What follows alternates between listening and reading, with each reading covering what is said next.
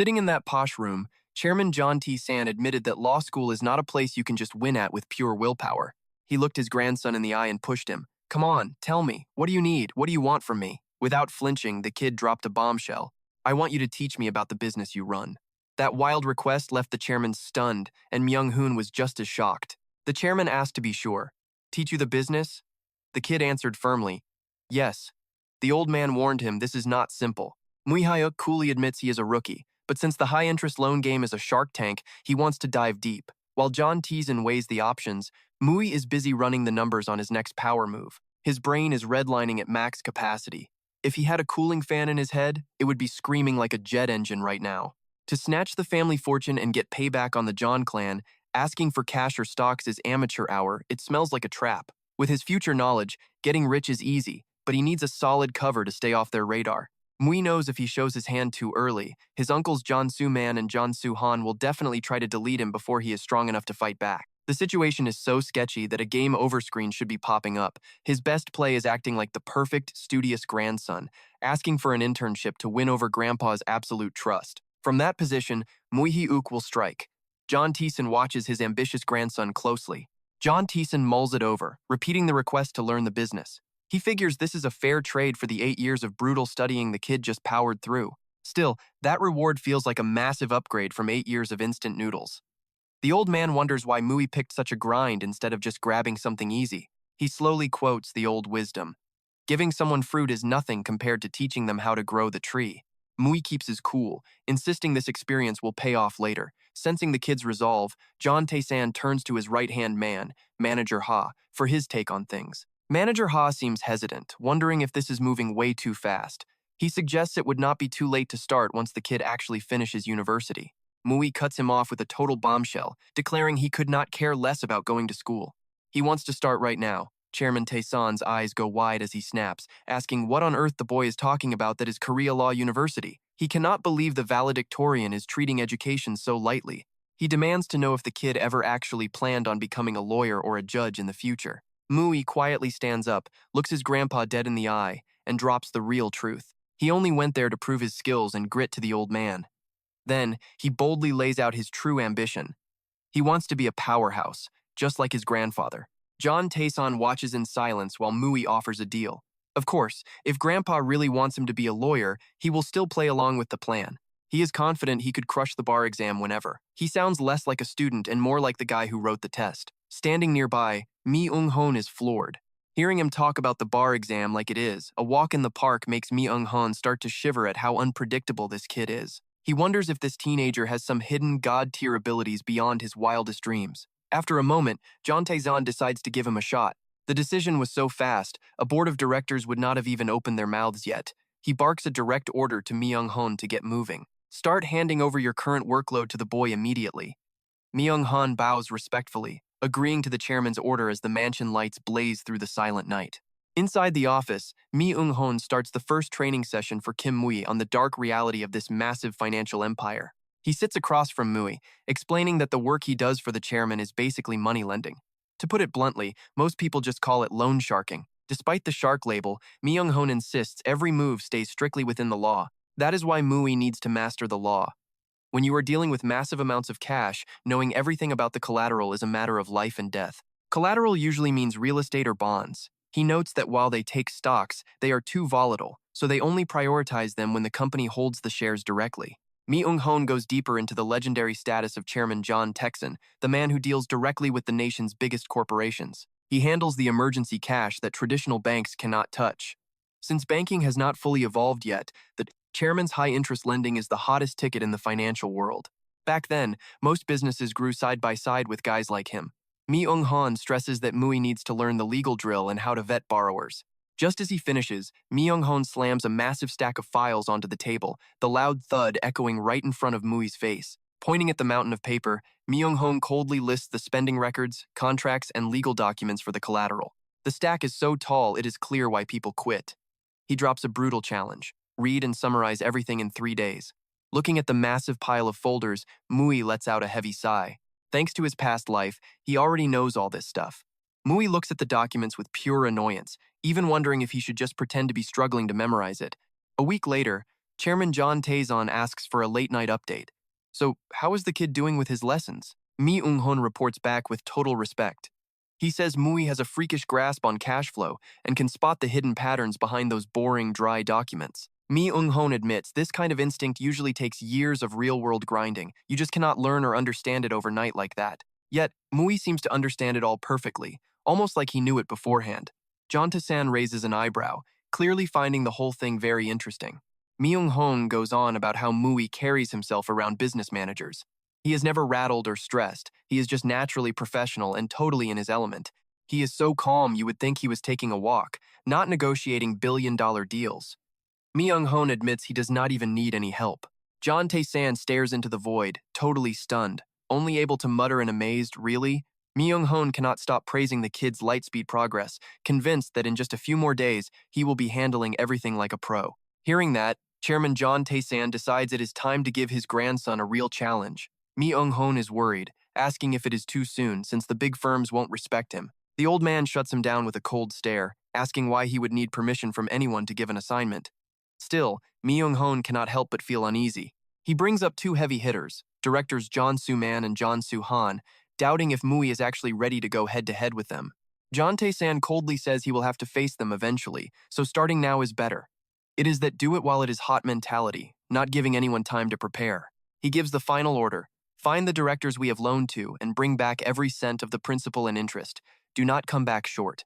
Scrutinizing Mu Hyuk's record, Tasan knew this kid's potential was definitely worth a real challenge. High in a dark skyscraper at night, news of the rookie's new mission started spreading through the office like a total wildfire. One man shouted into his phone in total shock before losing his temper and slamming the receiver down so hard it made a deafening, echoing crash in the room. Staring out the window at the glowing city lights, Ji-won couldn't hide the anger boiling inside him. He kept asking himself what the hell his dad was thinking, letting some random kid join the family business. Myeongdong looks like a bustling shopping paradise, but it's actually the shady heart of the financial underground. Glitzy on the outside, but it is a total bloodbath for cash on the inside. Sitting in the car, Mu Hyuk wondered why they were there. Myung-hoon explained that Myeongdong is the absolute ground zero for the loan shark industry in South Korea. Since the top 5 commercial banks are all based here, the predatory loan market naturally grew around them like a shadow. Myung-hoon kept explaining how the major corporate power plays were personally handled by the chairman themselves. As for the smaller businesses, they are usually handed off to directors like John Soo-man and John Soo-han. On top of that, Myeongdong has specialized sector directors. These guys are the biggest players in the predatory loan market. They might be smaller than the chairman, but their daily transaction volume can easily hit tens of billions of won. Myung-hoon said the chairman invested heavily with them, and now Mu-hyuk's job is to see if these guys are actually handling that cash the right way or not. It sounds like a routine job audit, but it's really about seeing who's actually playing fair in this business. Total corporate power move. He warned that these sharks have decades of experience, so dealing with them won't be a walk in the park. Seeing Myung-hoon's concern, Mu Hyuk just smirked with confidence. Chill out, I can handle this, no problem. His eyes burned with grit. If he had to face these monsters eventually, why not start right now? After all, the legendary 4 masters of Myeongdong were feared by everyone in the game. Back then, the loan shark business was only for the heartless, just a bunch of predators constantly clawing at each other. Even the most dangerous street gangs were terrified of these guys.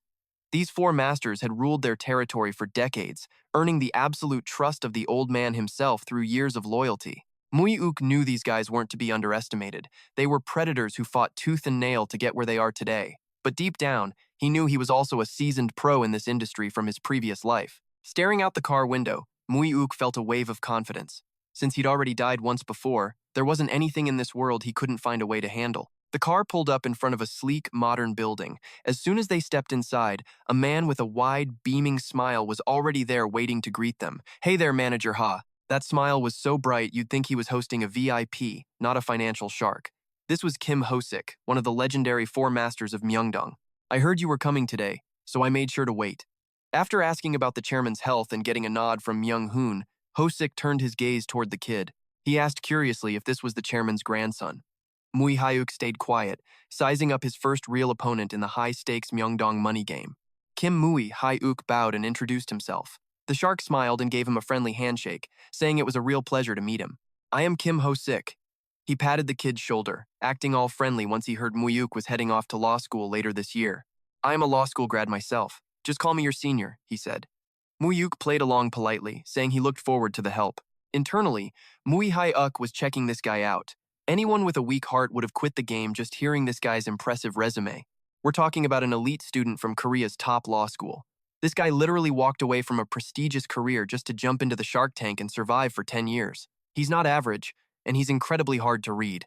Once they were in the office, Mu Hyuk cut to the chase. Can I take a look at the financial records for this place first? Ho-sik was caught off guard. Slow down there, Junior. Why the rush? Let's just have some tea and talk for a bit first. Mu Hyuk didn't budge. Since I'm still not used to how things work here, I need plenty of time to go through everything. I'd like to see the records first, if you could help. Seeing the kid's stubbornness, Ho-sik handed them over.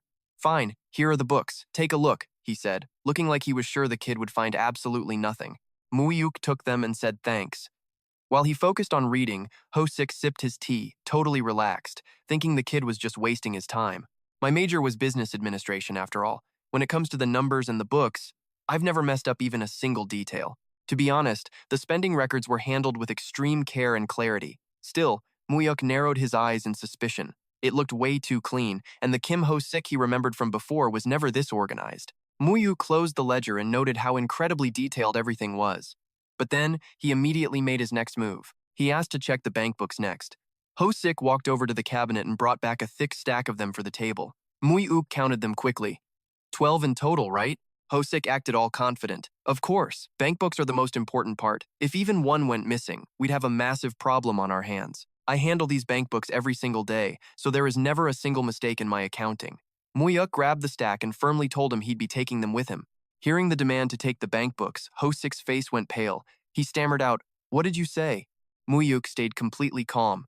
He told him the chairman had ordered a full recall of every bank book held by the regional directors. Noticing the guy's face turning pale, he asked with a sharp tone if there was some kind of problem. Ho-sik's mind was spinning out of control. Was this really a direct order from the boss? He realized with absolute horror that Mu Hyuk might actually know exactly how he'd been messing with the financial records. Ho-sik tried to scramble for an excuse. "Look, Junior, things are crazy busy right now. If you just take them all, how am I supposed to work?" Mu Hyuk asked coldly. "Are you really questioning the chairman's direct orders? If you still don't believe me, call the office right now to confirm the order." By now, Ho-sik was dripping with sweat, looking like he was on the verge of a total panic attack. He was sweating buckets like he'd just finished a marathon, not just standing in an office. Mu Hyuk kept the pressure on, asking why he was so worried about handing over the bank books. He kept his voice low but full of pressure. "If there's something wrong, Senior, just go ahead and say it. I really don't want things to get tense between us on the very first day that we meet." Trying to save face, Ho-sik forced a fake smile. No problem at all. I was just so surprised by the news that I reacted a bit weirdly."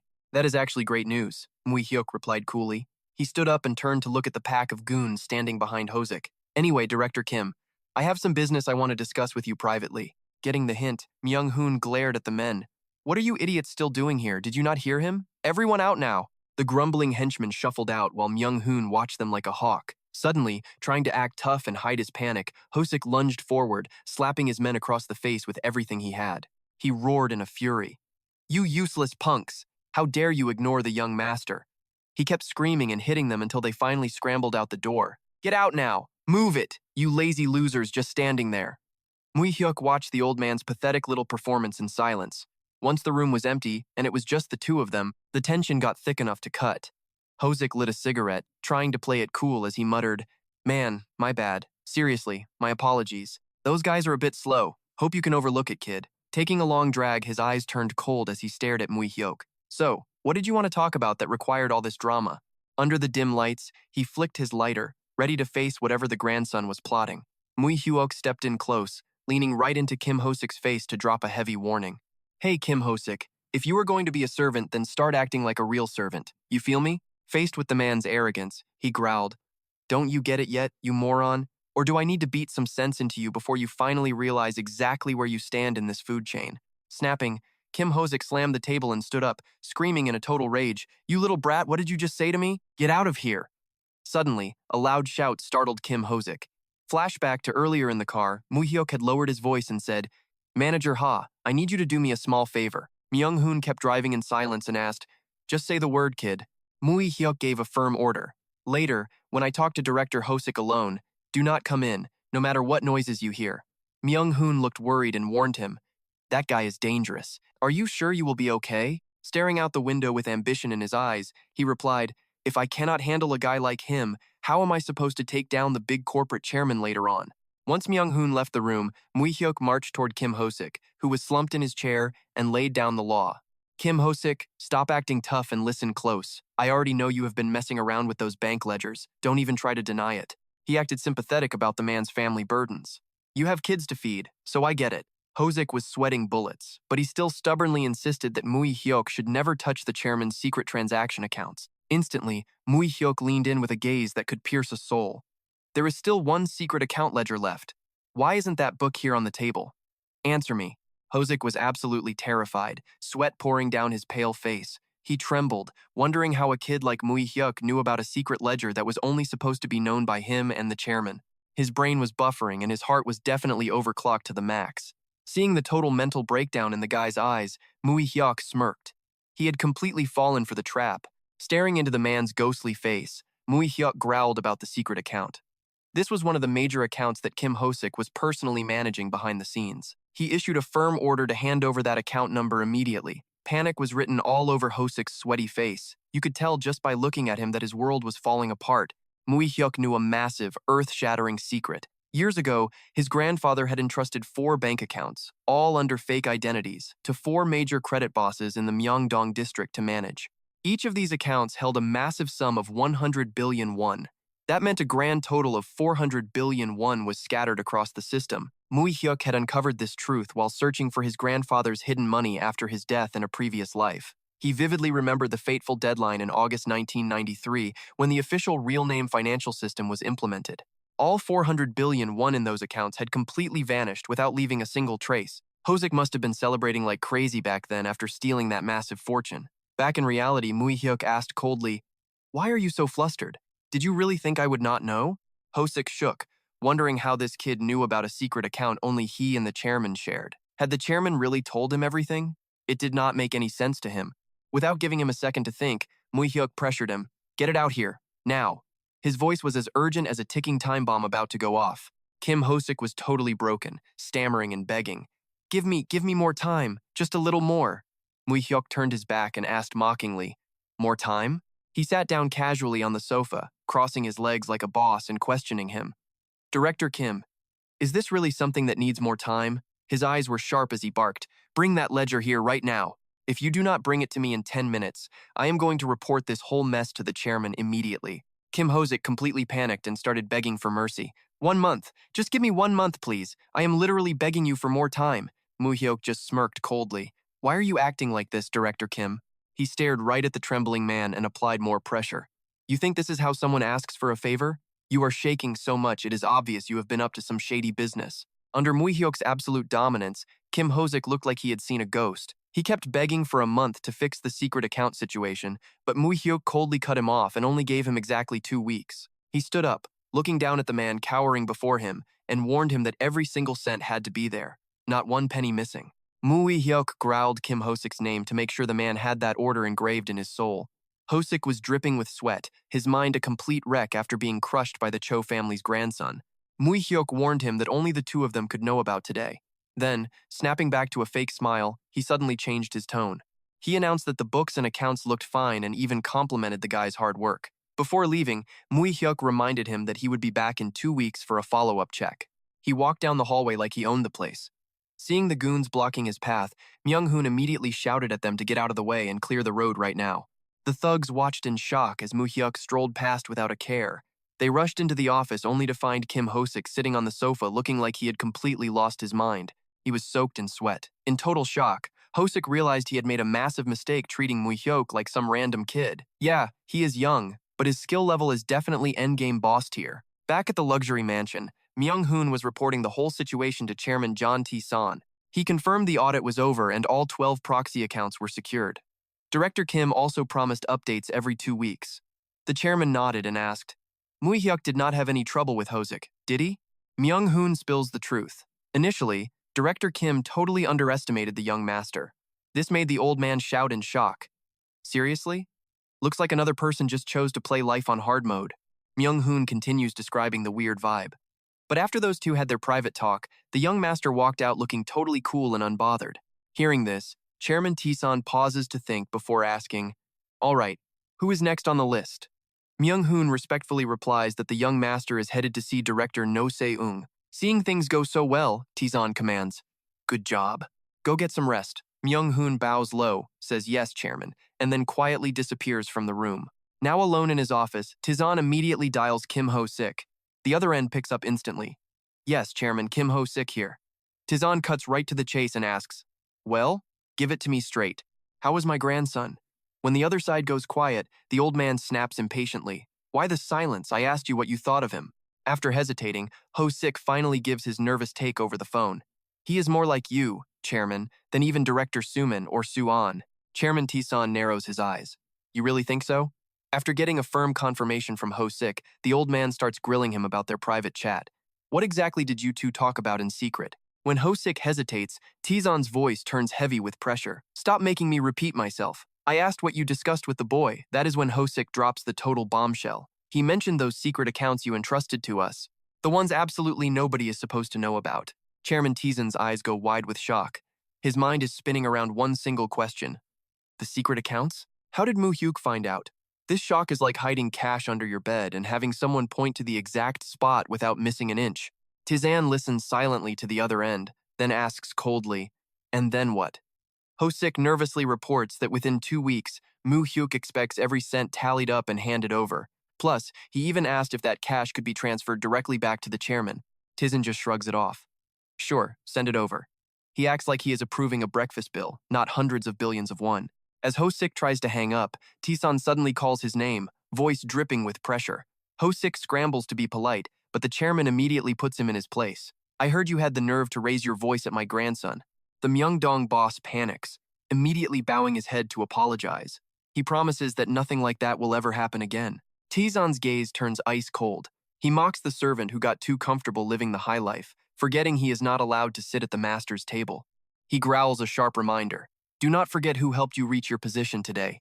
Ho-sik breaks into a cold sweat, whispering a promise to remember. Tizan abruptly hangs up. The room falls silent as he mulls over the secret accounts he only ever trusted the Myeongdong bosses to manage. One massive question starts burning in his mind. How did the kid find out and demand them back?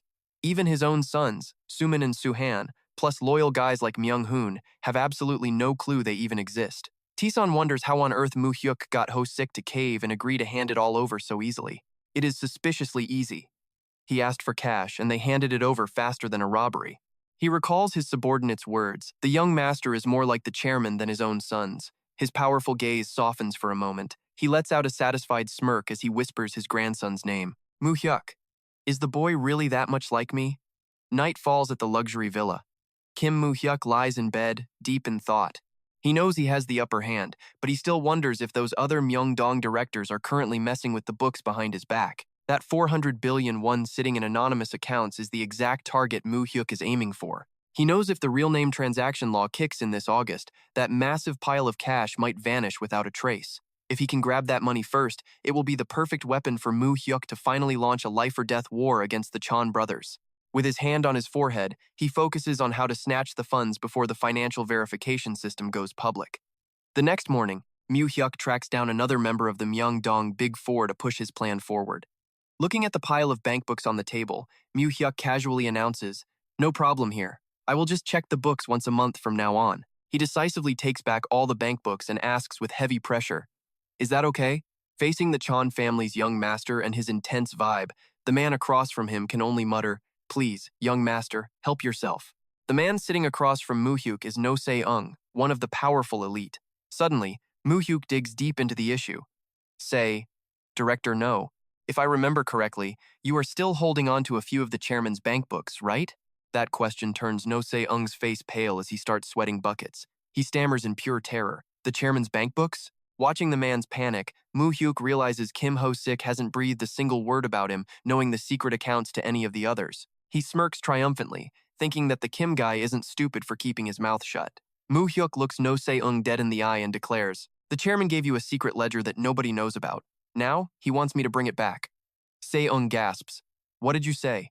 Drenched in sweat, the old man stammers that only he and the chairman were supposed to know about this. Mu Hyuk calmly tells him to just hand over the ledger. He thinks to himself that the chairman leaking this secret proves he has finally earned his grandfather's absolute trust. Mu Hyuk realizes that from Kim Ho-sik to No Se-ung, they all know the money in those accounts won't just vanish when the new verification system kicks in. He sees right through these people. They've been secretly splitting the cash, thinking nobody would ever know.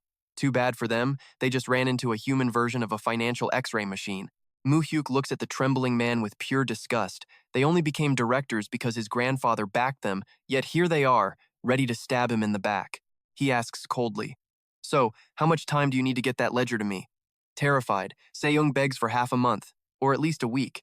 Mu Hyuk sighs and agrees to come back next week. Before walking out, he drops a chilling warning. "Just so you know, I haven't reported this little situation to my grandfather yet."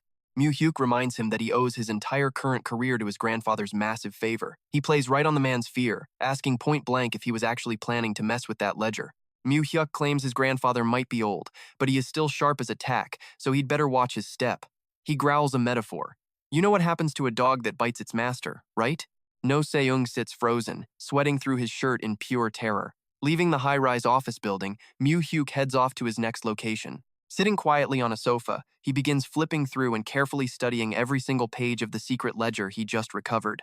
The next person Mu Hyuk visits is Shin Seon-in. Among all the Myeongdong directors, Mu Hyuk figures this guy is probably the most loyal to Chairman Tizon. Dropping a folder on the desk, Mu Hyuk says firmly, "I have thoroughly checked these bank accounts." He looks straight at Shin Seon-in and asks about the main thing. "So, can I take a look at my grandfather's secret ledger as well?"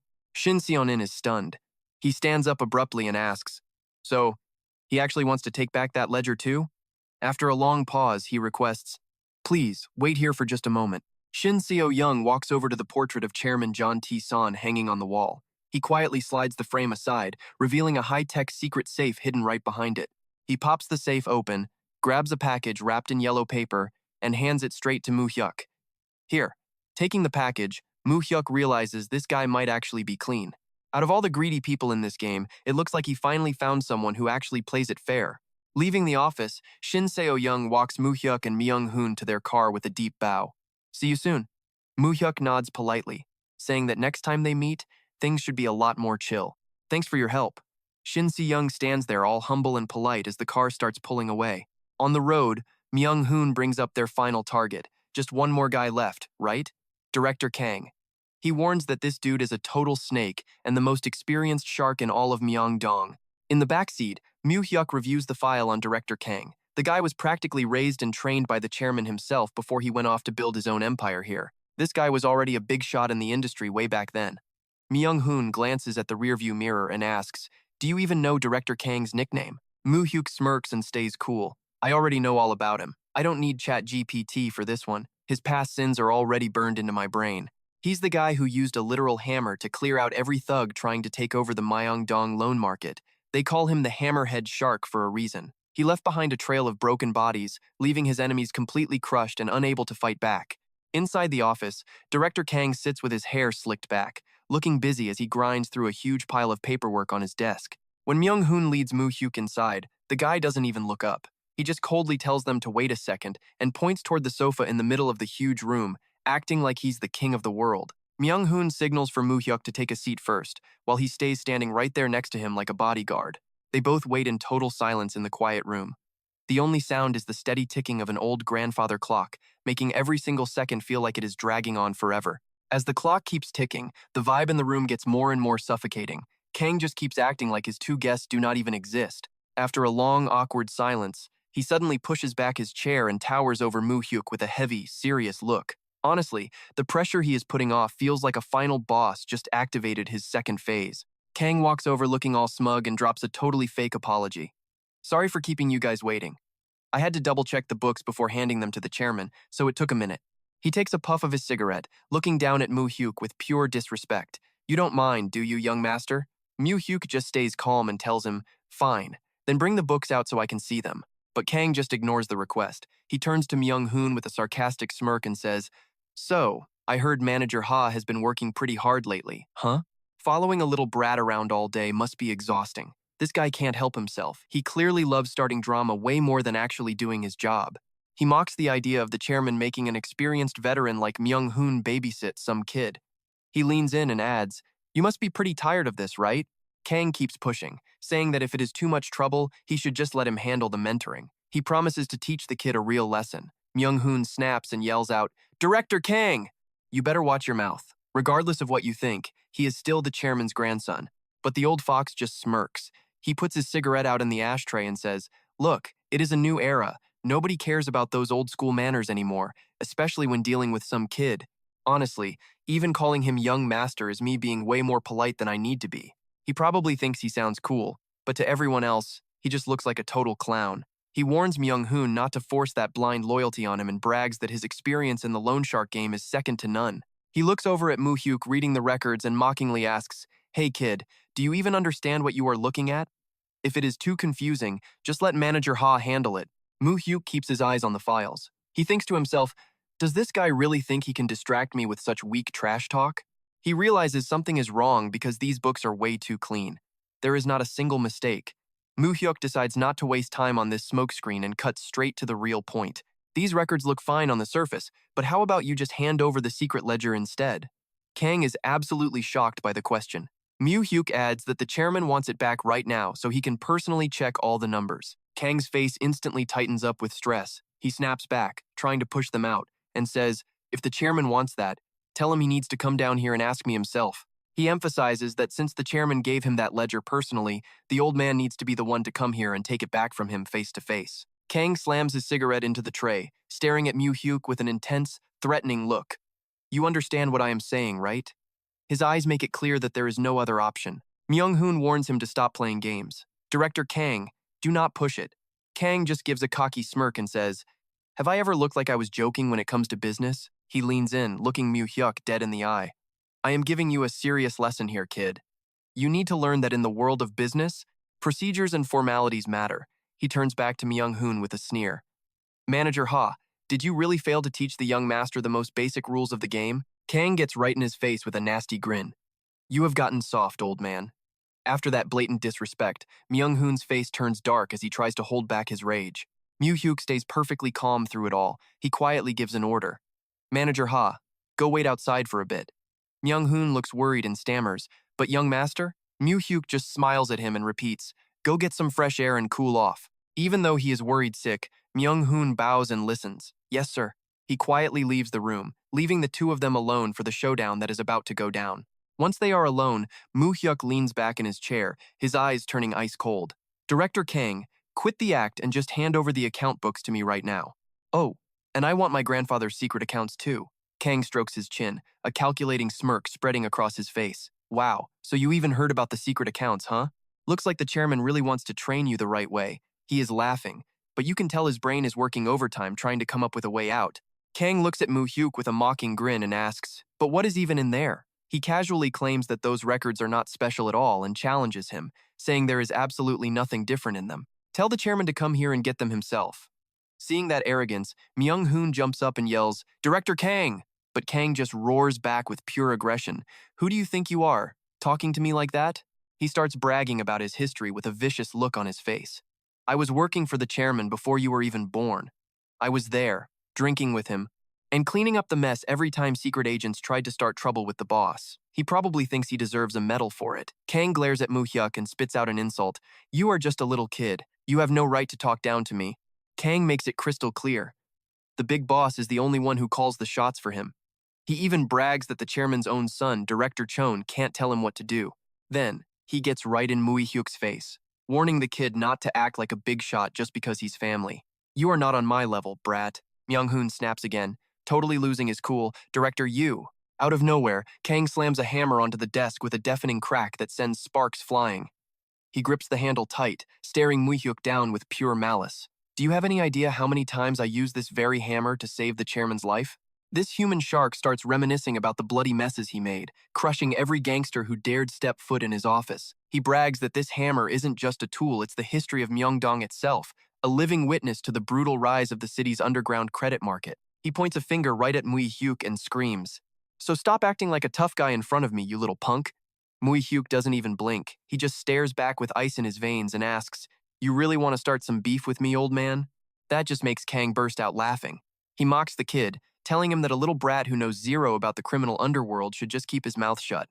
Mu Hyuk sees right through the act. He knows he's being baited, so he just watches the guy with sharp, calculating eyes. Mu Hyuk figures that even though their accounting looks suspiciously clean on the surface, the real prize is that secret bank account. He locks eyes with Kang, who is still waving that hammer around like a total lunatic. His look says it all. I do not care about your little performance. I'm just here for the cash. Mu Hyuk drops the hammer with a cold ultimatum. Director Yu, I am giving you one more day. By tomorrow, I want every single bank account ready and waiting for me. He lets a final warning hang in the air. If you still have this attitude tomorrow, do not say I didn't warn you. He turns toward the exit, but suddenly, Kang barks out from behind him. Hey, young master! The second Mu Hyuk turns his head, that human shark lunges at him like a total psycho. A massive crash echoes through the room, but Mu Hyuk doesn't drop. Instead, he calmly raises his hand and blocks the strike right in front of his face. Kang wears a twisted, sinister grin, clearly getting a kick out of seeing the kid actually fight back. The hammer is literally inches from Mu Hyuk's nose. Kang pulls the weapon back, mocking him with a smug sneer. Well, look at that. At least the chairman's grandson has some spine. I half expected you to pee your pants right here, not even flinching. Mu Hyuk stares the guy down and hits him back with a voice of pure steel. What he says next catches the old fox completely off guard. Mu Hyuk leans in, his gaze sharp enough to cut.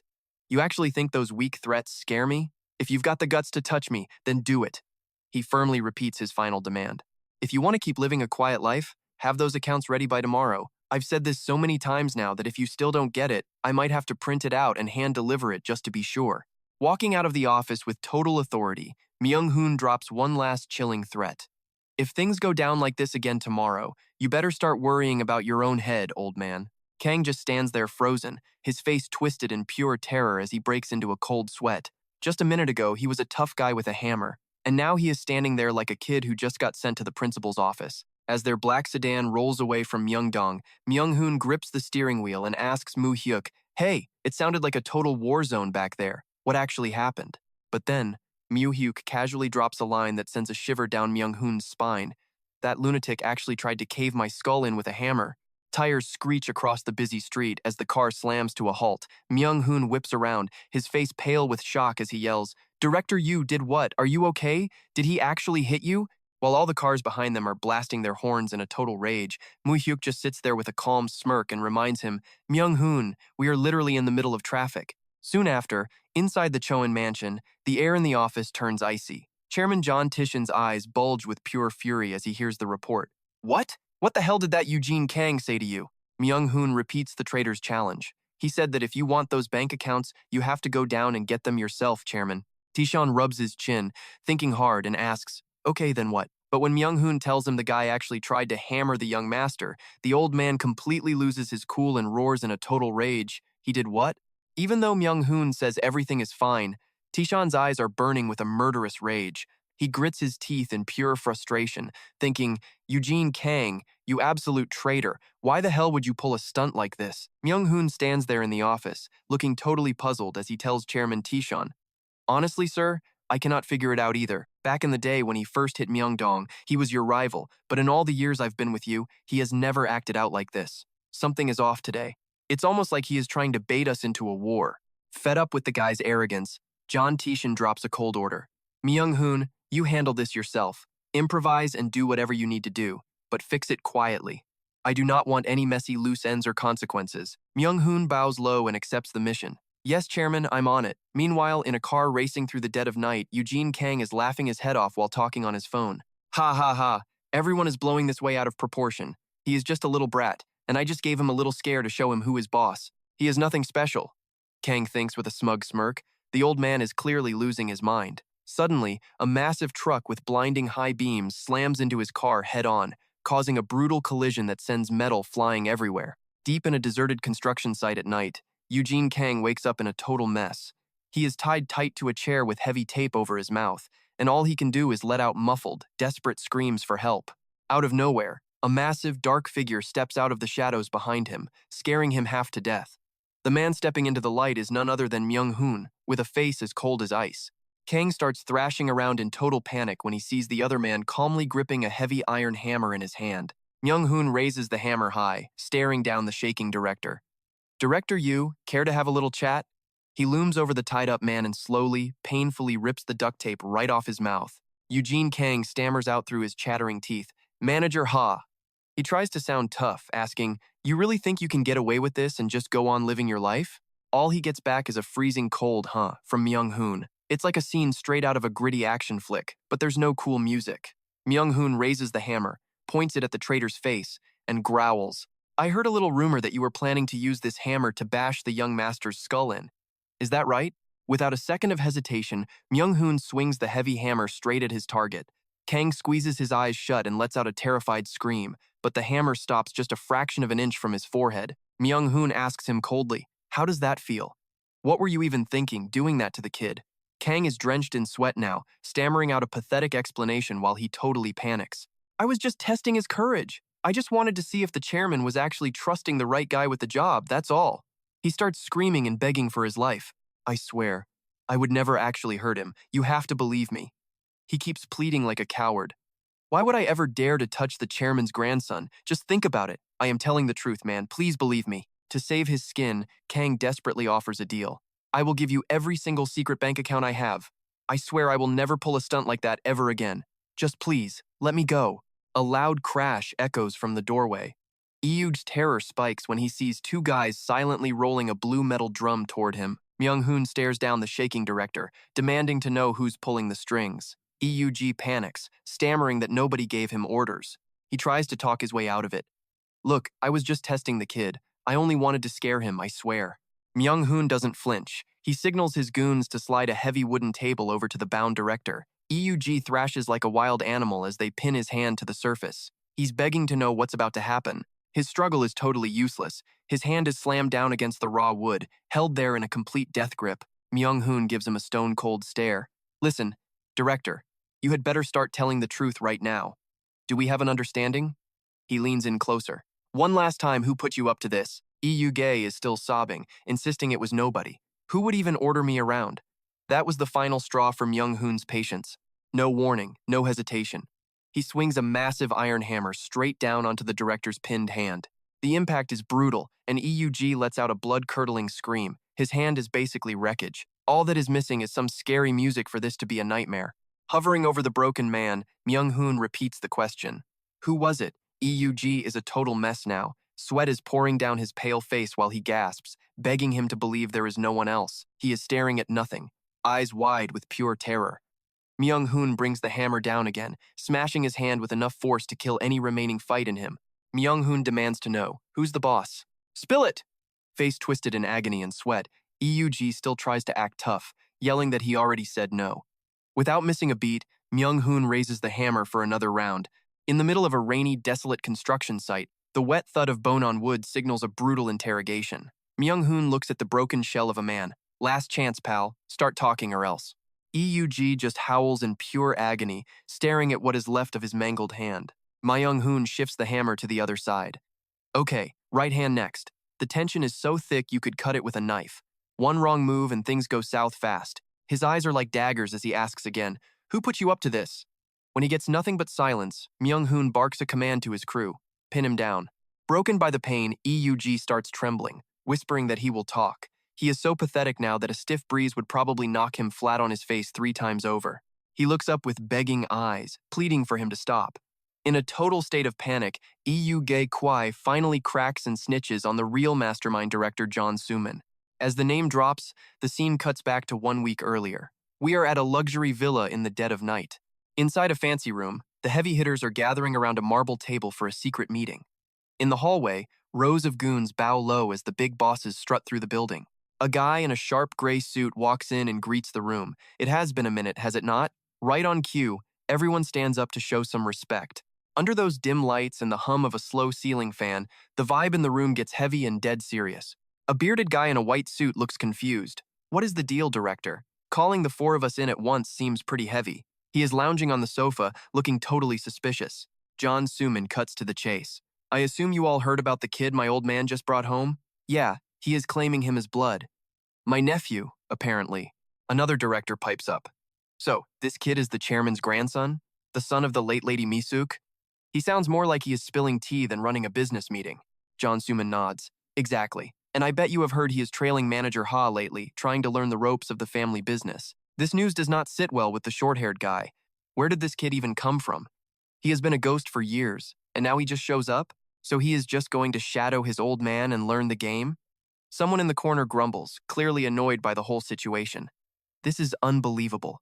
John Suman watches them closely before dropping another bomb. Besides that, has anyone else caught wind of any weird rumors lately? The bearded guy is totally lost. Weird rumors? John Suman starts playing his cards, trying to rally the troops.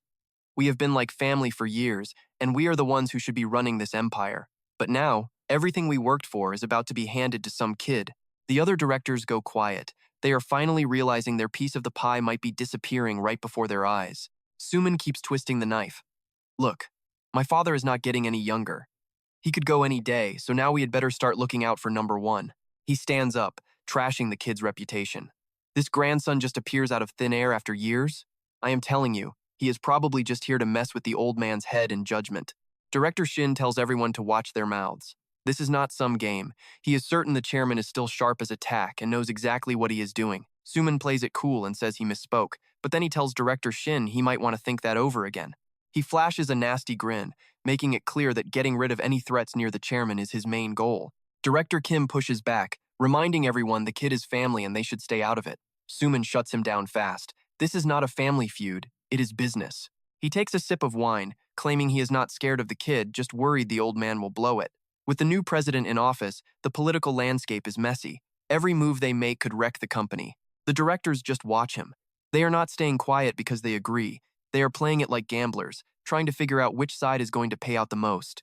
He drops the news that Manager Ha is bringing the kid in right now. The whole room starts buzzing with shock. Suman suggests they put the kid to the test to see if he has actually got what it takes to survive here. The room goes dead quiet until someone slams the table in agreement. It is hard to tell if he is actually on board or just showing off. He is dead set on challenging the kid. He wants to see if the boy can actually hold his own in this game. EUG pours a drink, clearly hating on some 20-year-old kid trying to enter their world. He is dying to see what the brat actually knows, especially since Suman just put him in charge of teaching the boy a lesson. The suck-ups start praising Director EU, saying they feel much better with him involved. Suman takes another sip and reminds them all to choose wisely. His father's time at the top is coming to an end. Those directors are staring each other down, feeling the heat from that low-key power struggle announcement. Finally, Suman locks eyes with a death stare, telling everyone to watch his nephew's back. In his office, Chairman John Tezon stares at files, looking totally buried in thought. Mu Hyuk bows low, spilling tea on the son's secret plot. Apparently, they are just trying to see if the young master actually has any real skills. Mu Hyuk keeps going, naming names. Turns out Director E.U.G. Kang was the one who volunteered for this dirty work. Volunteering for that is basically a death wish. Taeson's eyes go cold as he asks what happened to that traitor Ji Kang. Mu Hyuk reports with a straight face. They rushed him to surgery for his arm, but that left hand is probably done for good. Even after the betrayal, John Tezon feels a little sting. That guy served him for 30 years. 30 years of work, ending in forced retirement that is bitter. He makes the call. Give the guy enough cash to live on and make him retire early. Myung asks nervously about the sons. What is the plan for them? Should we send a message or give them a serious warning? Taeson rubs his forehead, eyes shut tight.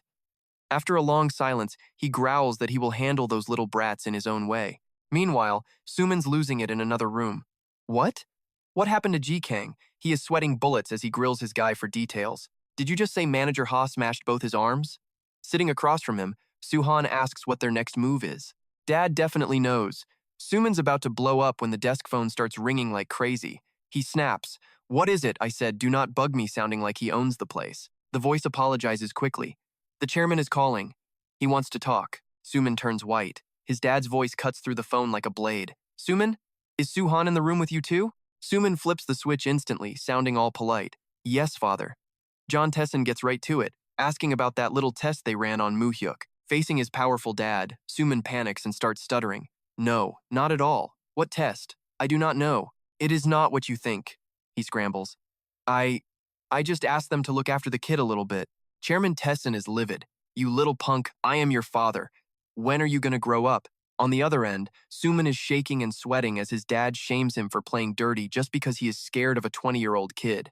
Taeson warns him that this little stunt is making him rethink the inheritance. He is even thinking about training Mu Hyuk to be the next boss. Suman tries to deny it, but his dad just barks. Shut up, I am not listening. The chairman is not done, I am warning you. If I hear even one rumor about you hurting Mu Hyuk again, you are finished. John Tezin declares he will show them what real power looks like.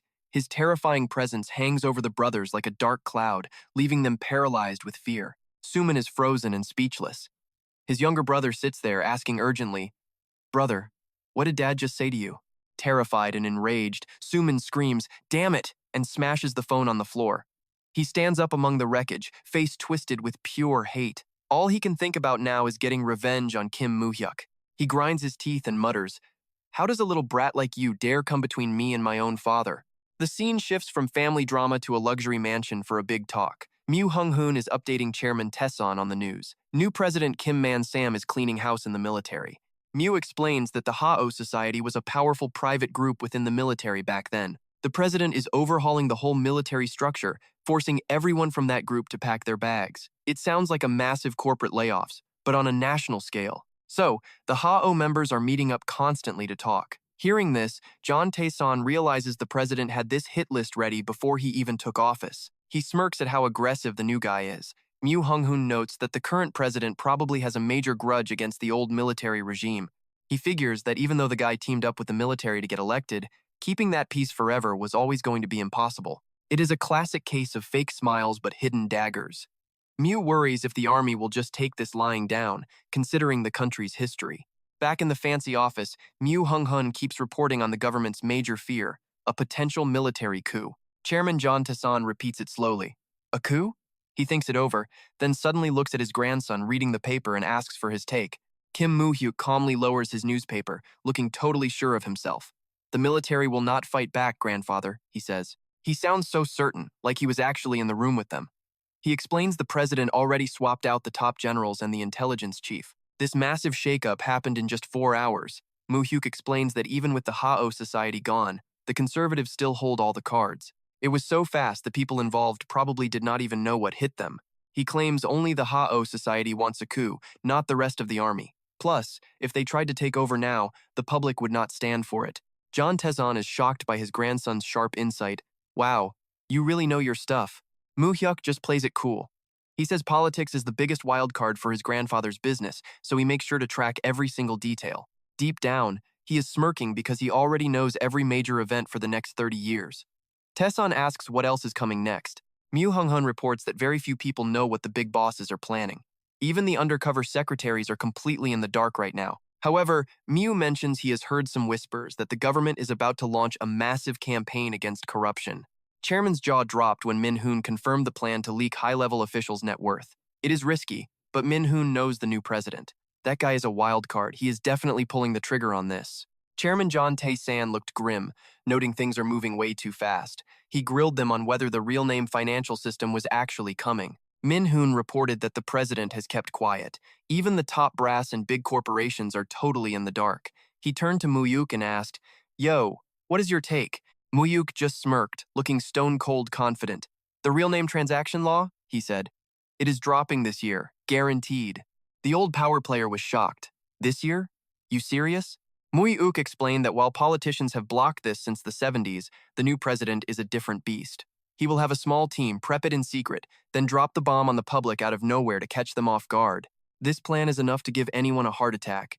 John Tae-san let out a massive laugh. "Ha ha ha, kid, you are a genius, but you clearly do not get how politics actually works." He claimed that once you step into the political meat grinder, there is no escaping. It is just the destiny of anyone in the game. The chairman warned that once real names are required, every dirty dollar gets exposed. Big business won't just sit there, so this won't happen overnight. Mu Hyuk agreed, but still gave him the heads up.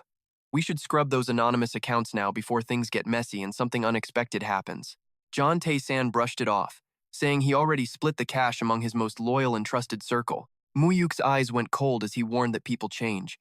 Right now, the chairman holds the stamps for those anonymous accounts, so he thinks it should be fine for a while anyway, right? But if the law hits, only the official owner can touch the cash. Mu Hyuk sounded just like a weather reporter, except this storm is going to blow away stacks of money instead of just house roofs and cars.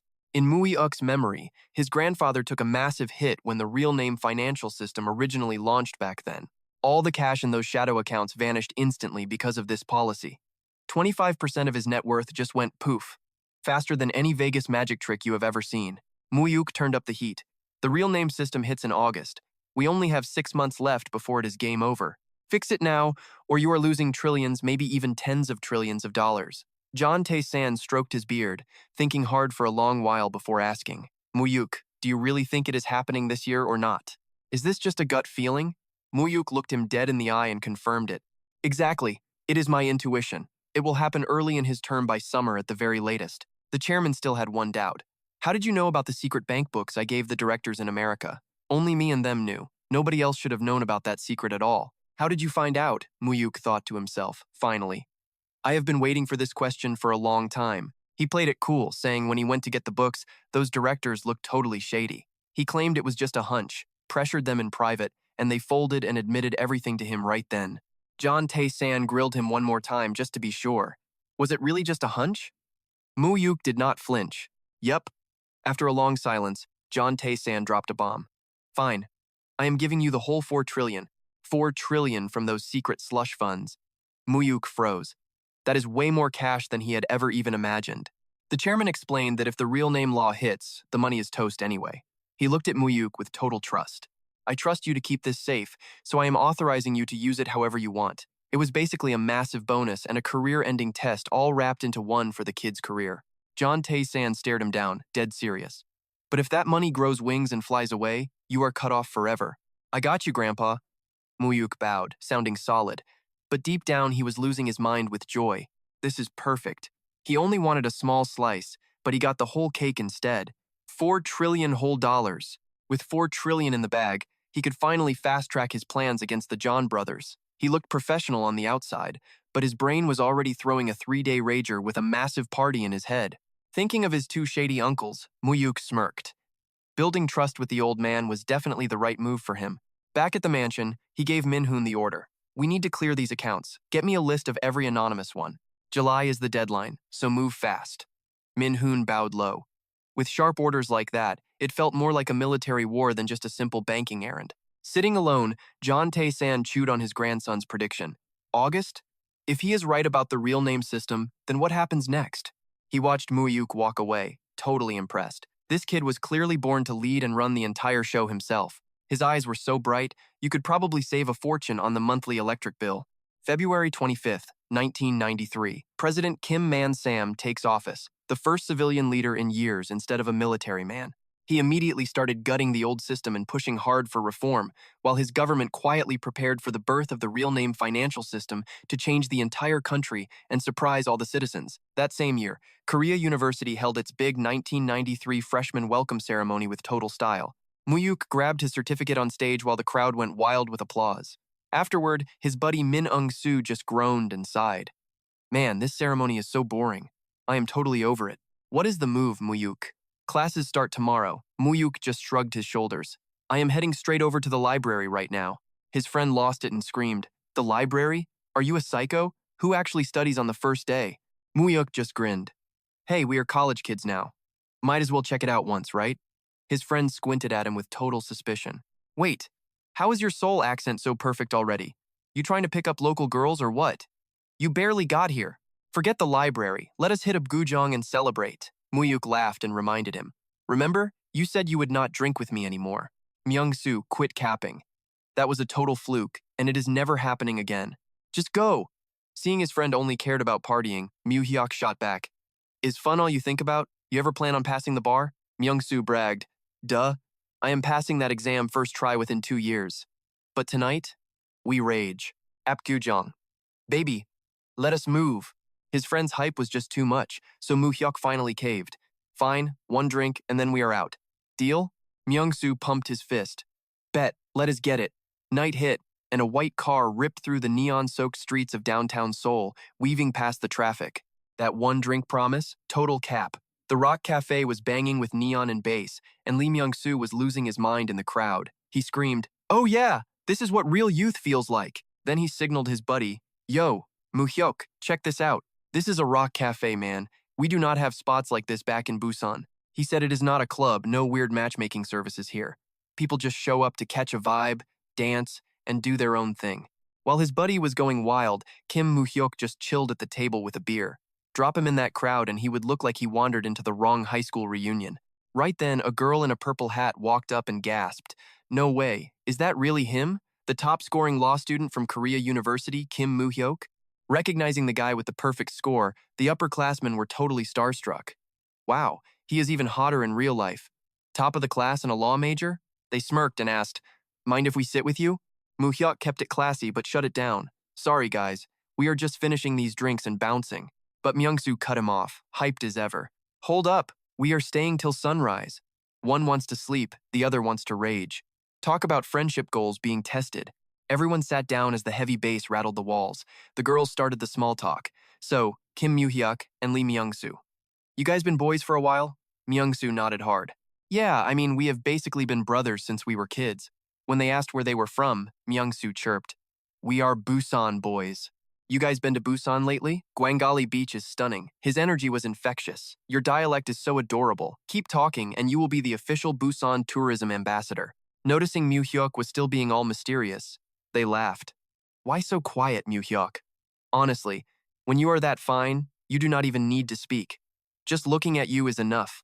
Out of nowhere, a cold voice killed the vibe. "Yo, Lee Yuri, what are you doing here?" Mu Hyuk glanced up at the random guy who just stepped up behind Yuri. Suddenly, a voice cut through the air that made Mu Hyuk freeze. He thought, "Wait, I definitely know that voice." A guy stepped up looking totally stunned. It was Jang Ji-won. The girl with him blinked and asked, "Ji-won? You actually know these guys?" Mu Hyuk took a slow sip of his beer, already annoyed by these random flies showing up. He figured it was best to bail now. Standing up, he said, "We are leaving. Myung-soo, move it." Myung-soo looked confused and totally did not want to leave. "Going where?" "Let us hang with the girls for a bit." But Mu Hyuk doubled down. They were out. Ji-won spoke up with that trashy, privileged attitude. "Feel free to play, kids. Just do not get too wild. Try not to start trouble." Mu Hyuk spun around, stared him down, and said, "Ji-won," making the rich brat turn pale. Seeing Mu Hyuk heading for the door, the girl yelled after him, "Yo, Kim Mu Hyuk, where do you think you are going?" Suddenly, Ji-won grabbed her wrist hard. He sneered, "Why are you slumming it with these losers? You are better than this." Seriously, the guy has zero self-awareness to say something that cringy. The girl was visibly disgusted by his fake rich attitude, always acting so high and mighty. "What are you even saying? Who I hang with is none of your business," she barked. "Let go of me." Mu Hyuk let out a heavy sigh. He wondered why every single time he grabbed a drink, drama followed him. The girl was still screaming at Ji-won, "Are you insane? Let me go!" Mu Hyuk finally stepped in, put a hand on Ji-won's shoulder, and said, "Drop it."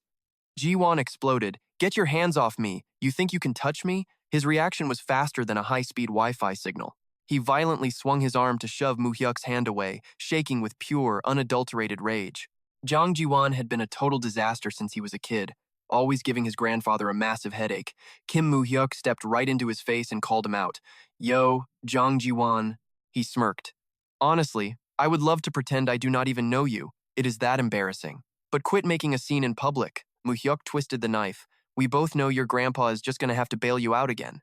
Ji-won started sweating, whispering in a rage. What did this psycho just say? Then he screamed, "You are finished today," and whistled for his group of thugs hanging out nearby. One of the thugs stepped forward, chin up. "Who is this loser?" Mu Hyuk just sighed to himself. "Figures. He has got his little bodyguards with him." Ji-won introduced him like he was some dirty cockroach that crawled into his house. The thugs let out a dark laugh, telling Ji-won he better be ready to mop up the floor once they were finished. Ji-won bragged that this was not his first rodeo, so they should not worry. Mu Hyuk muttered, "What a coward," then told Myung-soo to get the girls out of there. His friend looked back, worried, asking if he could handle it. Mu Hyuk smirked and asked, "Me? You seriously forgot who I am?" But Myung-soo shook his head, looking more worried about the thugs. "Nah, man. I meant, are those guys gonna be okay?" Mu Hyuk did not wait. He unleashed a barrage of lightning-fast strikes, sending the goons flying. One guy literally caught air before slamming onto the hard floor. Mu Hyuk stood in the middle of the chaos, wearing a cold, confident smirk. The club lights flickered over the total wreckage, highlighting the broken glass scattered across the entire floor. The thugs were spread out all over the ground, completely neutralized by Kim Mu Hyuk. It looked like a fire sale, 50% off for anyone willing to pick these losers up off the floor. He stood over Ji-won, who was shaking and gasping for air, looking totally lost. Mu Hyuk leaned in right next to his ear and growled a warning. "Stop playing these stupid little games with these people. You really think grandfather has no clue what you are up to?" Mu Hyuk's gaze was heavy, making it clear that Ji-won's little reign of terror was officially over. Backed into a corner, Ji-won could only stare. Ji-won gritted his teeth, silently calling Mu Hyuk every name in the book. Before he could say a word, Mu Hyuk dropped the final ultimatum. If this ever happens again, cousin or not, I will absolutely destroy you. Got it? You hear me? Faced with that terrifying intensity, Ji-won could only stutter out a response, nodding his head in total, pathetic humiliation. From a big shot to a nobody in 3 minutes flat, Mu Hyuk turned his back, telling him to clean up the mess and never, ever call him again. He dropped one final threat that sent a chill down Ji-won's spine. If you do not, we are going to have a real problem. Ji-won stood there, face twisted in absolute rage and hatred. Back at Korea University, things were getting serious. In the middle of a lecture, the professor called out, "You there, tell the class what Article 1, Section 1 of our Constitution says." Some four-eyed kid raises his hand fast. "Yo, prof, that is the Republic of Korea. A democratic republic, obviously." The prof nods and doubles down. "Cool. Now what about Article 1, Section 2? The kid starts sweating and stuttering. His brain is hit with major lag, stuck at 5% loading, and this professor is not waiting for a reboot. The professor steps in with the answer. Sovereignty in South Korea belongs to the people. Period. All power comes straight from the citizens. He scans the room, dropping a truth bomb about ethics. You might pass the bar and become a hotshot prosecutor, lawyer, or judge. But if you lose your moral compass, you are trash. You do not deserve to represent the law. Kim Mu Hyuk is just chilling in the back, looking all deep and mysterious. As soon as the bell rings, someone screams his name from the hall. "Mu Hyuk!" Lee Myung-soo runs up out of breath.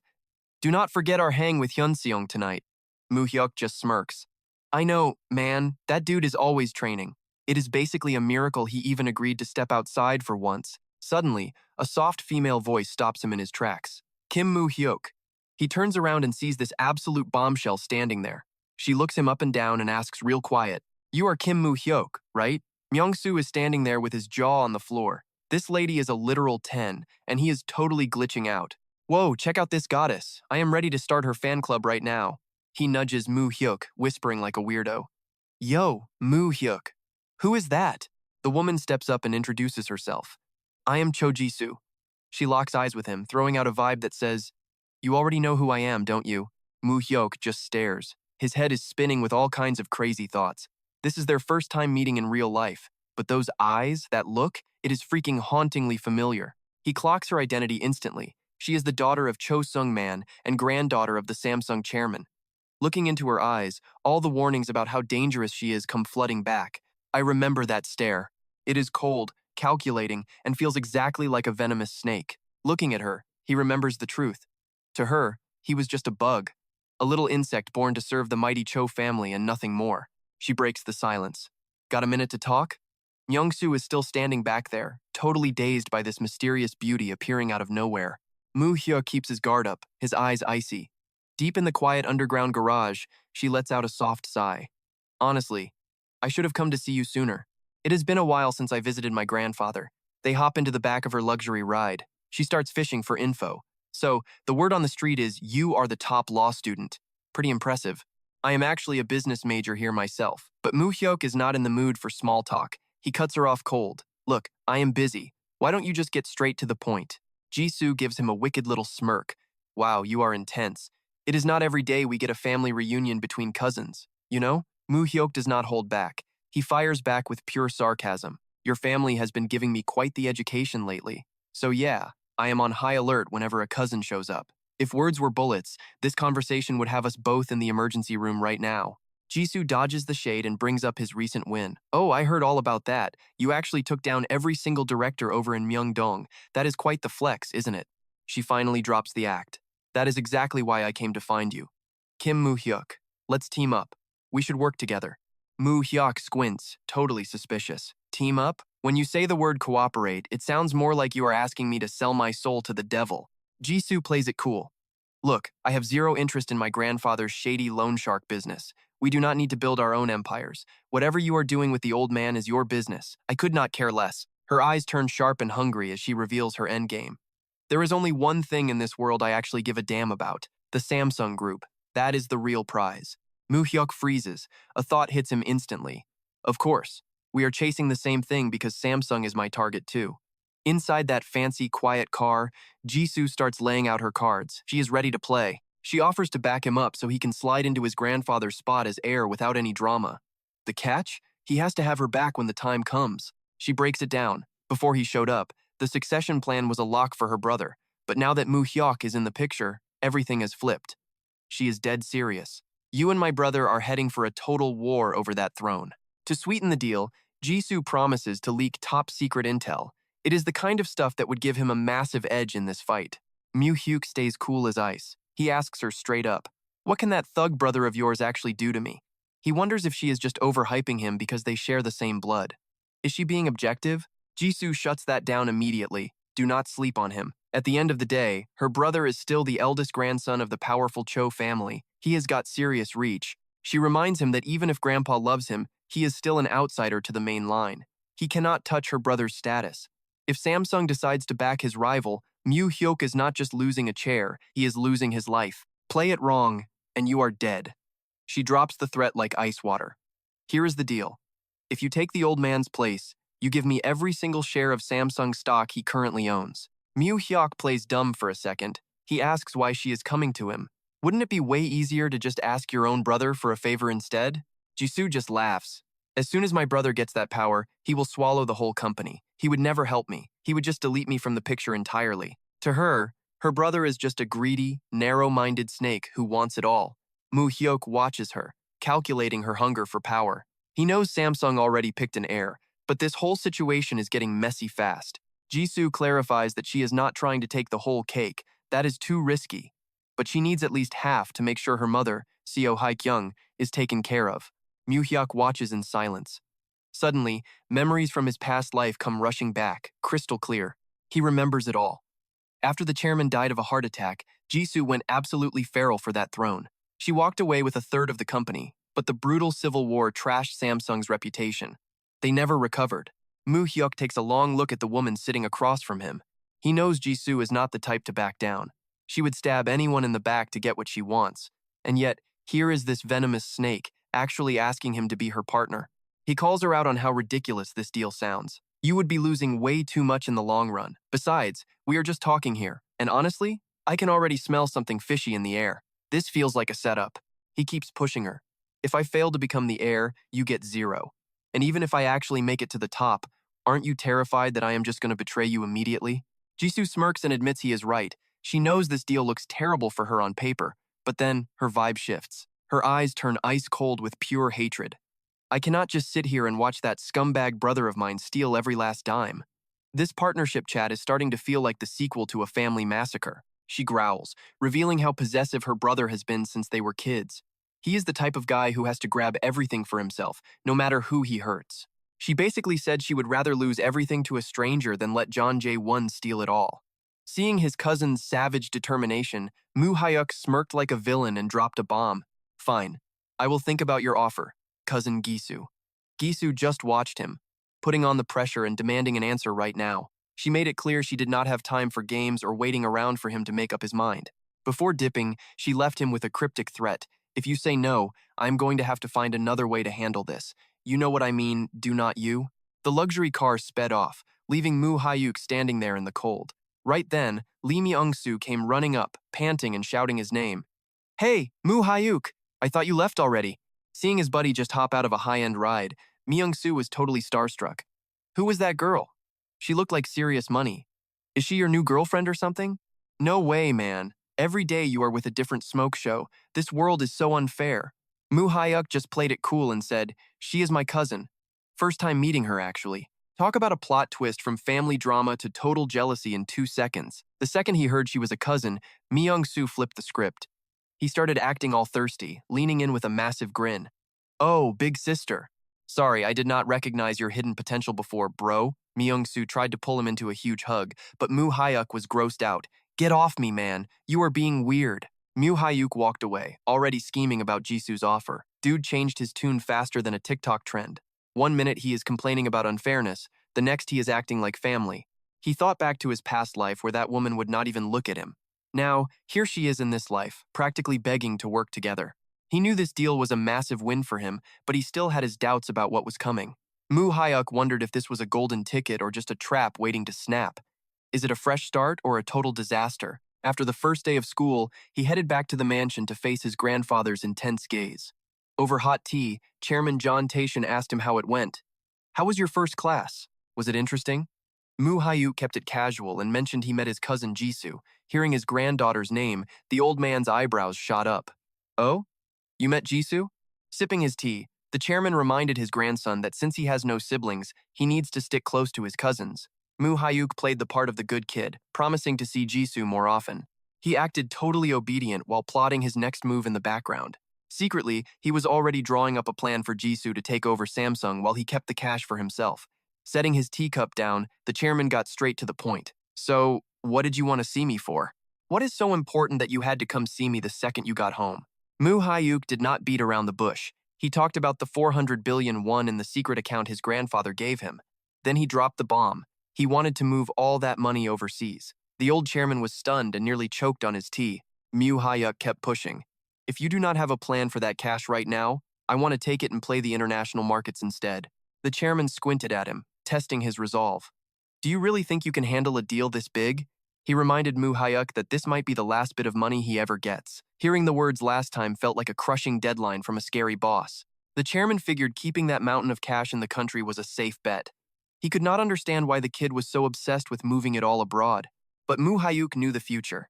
Moving money was already tough, and it would be impossible once the new financial laws hit. He told his grandpa that with his power, this should be an easy fix to handle right now. It is not just international investing, it is about staying one step ahead of the system. You have to be smart with your money, right? Mu Hyuk stood up and broke down the political scene. He explained that the government would keep making things hard for the old man, especially with those new financial tracking laws.